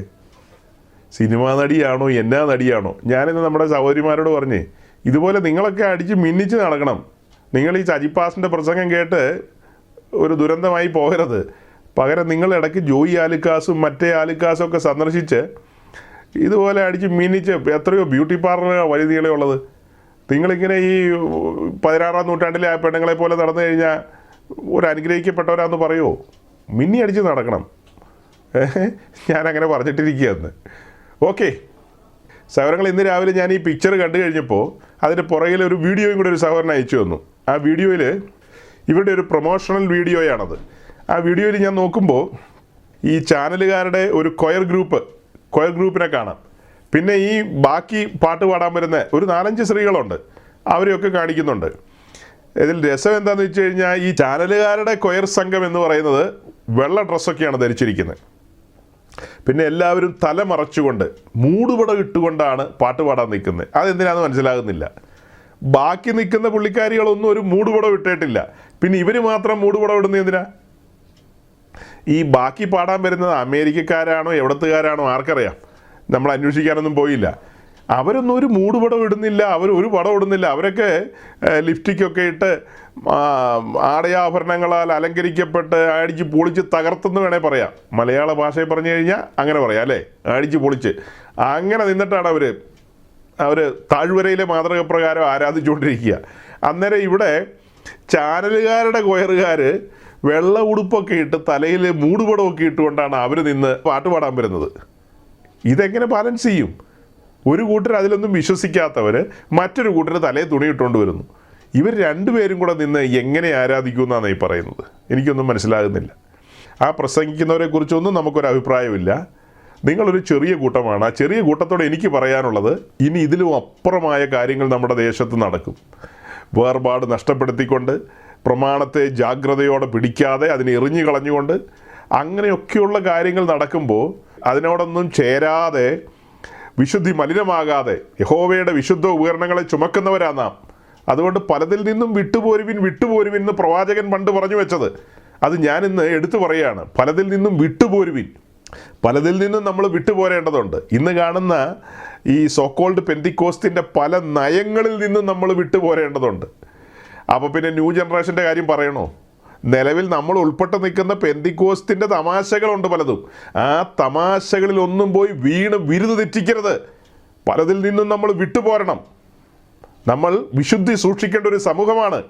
വേർപാട് അനുഷ്ഠിച്ചുകൊണ്ട് ലഭിക്കപ്പെട്ട അഗ്നിമയമായ പ്രമാണത്തെ ജാഗ്രതയോടെ സൂക്ഷിച്ച് മുൻപോട്ട് പോകണം. ചുറ്റും പല നാടകങ്ങളും നടക്കും. ആ നാടകങ്ങളിലേക്ക് ഒന്നും നമ്മൾ ശ്രദ്ധിക്കാൻ പോകരുത്. അതുകൊണ്ട് ജാഗ്രതയുള്ളവരായിരിക്കണം. നമ്മുടെ സഹോദരങ്ങൾ നമ്മോട് ഉണർത്തിച്ച് അവരുടെ ഉത്കണ്ഠകൾ, അവരുടെ ആ ഒരു താല്പര്യങ്ങൾ, നിങ്ങൾ പരിശുദ്ധാത്മാവിൻ്റെ പ്രവർത്തനത്തിൽ വിശ്വസിക്കുന്നില്ലേ? ഈ കൃപാവരങ്ങളിലും അതുപോലെ പെന്തക്കോസ്ത് ആദ്യകാലങ്ങളിൽ അനുഭവിച്ച അനുഭവങ്ങളും അതിനൊന്നും പ്രാധാന്യം കൊടുക്കുന്നില്ലേ എന്നുള്ള ചോദ്യത്തിന് തീർച്ചയായും നിശ്ചയമായും സഭയുടെ നിയന്ത്രണം പരിശുദ്ധാത്മാവിലാകണമെന്ന് വിശ്വസിക്കുന്നവരാണ് നമ്മൾ. സമ്പൂർണമായും പരിശുദ്ധാത്മാവിൻ്റെ നിയന്ത്രണത്തിൽ അങ്ങനെ മുന്നോട്ട് പോകണം. മാനുഷികമായ നിയമങ്ങളും മാനുഷികമായ താല്പര്യങ്ങൾക്കും അല്ല പ്രാധാന്യം. പരിശുദ്ധാത്മാവിൻ്റെ നിയന്ത്രണത്തിലേക്ക് വരുമ്പോൾ വചനം വെളിപ്പെടും, വചനത്തിൻ്റെ മറഞ്ഞിരിക്കുന്ന മർമ്മങ്ങൾ വെളിപ്പെടും. ഇന്ന് വചനത്തിൻ്റെ മറഞ്ഞിരിക്കുന്ന മർമ്മങ്ങൾ വെളിപ്പെടുന്നില്ല. അപ്പോൾ പരിശുദ്ധാത്മാവിൻ്റെ മഴ ദേശത്ത് പെയ്യണം, അങ്ങനെ വചനം വെളിപ്പെട്ട് കിട്ടണം. സഭ സകലത്തിലും സമ്പന്നരുടെ ഒരു സംഘമായി മാറണം. ആത്മശക്തി പ്രാപിച്ച് വാഴ്ചകളോടും അധികാരങ്ങളോടും ഒക്കെ മല്ല് പിടിക്കുമാറ്, അതിനോടൊക്കെ എതിർക്കുമാറ് പോരാട്ട വീര്യത്തോടെ നിൽക്കേണ്ട ഒരു സംഘമാണ് സഭയെന്ന് പറഞ്ഞാൽ. കർത്താവിൻ്റെ സൈന്യമാണ്. ആ ഒരു നിലയിലേക്ക് നമുക്ക് എത്തിച്ചേരാൻ കഴിയട്ടെ. കർത്താവ് അതിന് നമ്മെ സഹായിക്കട്ടെ.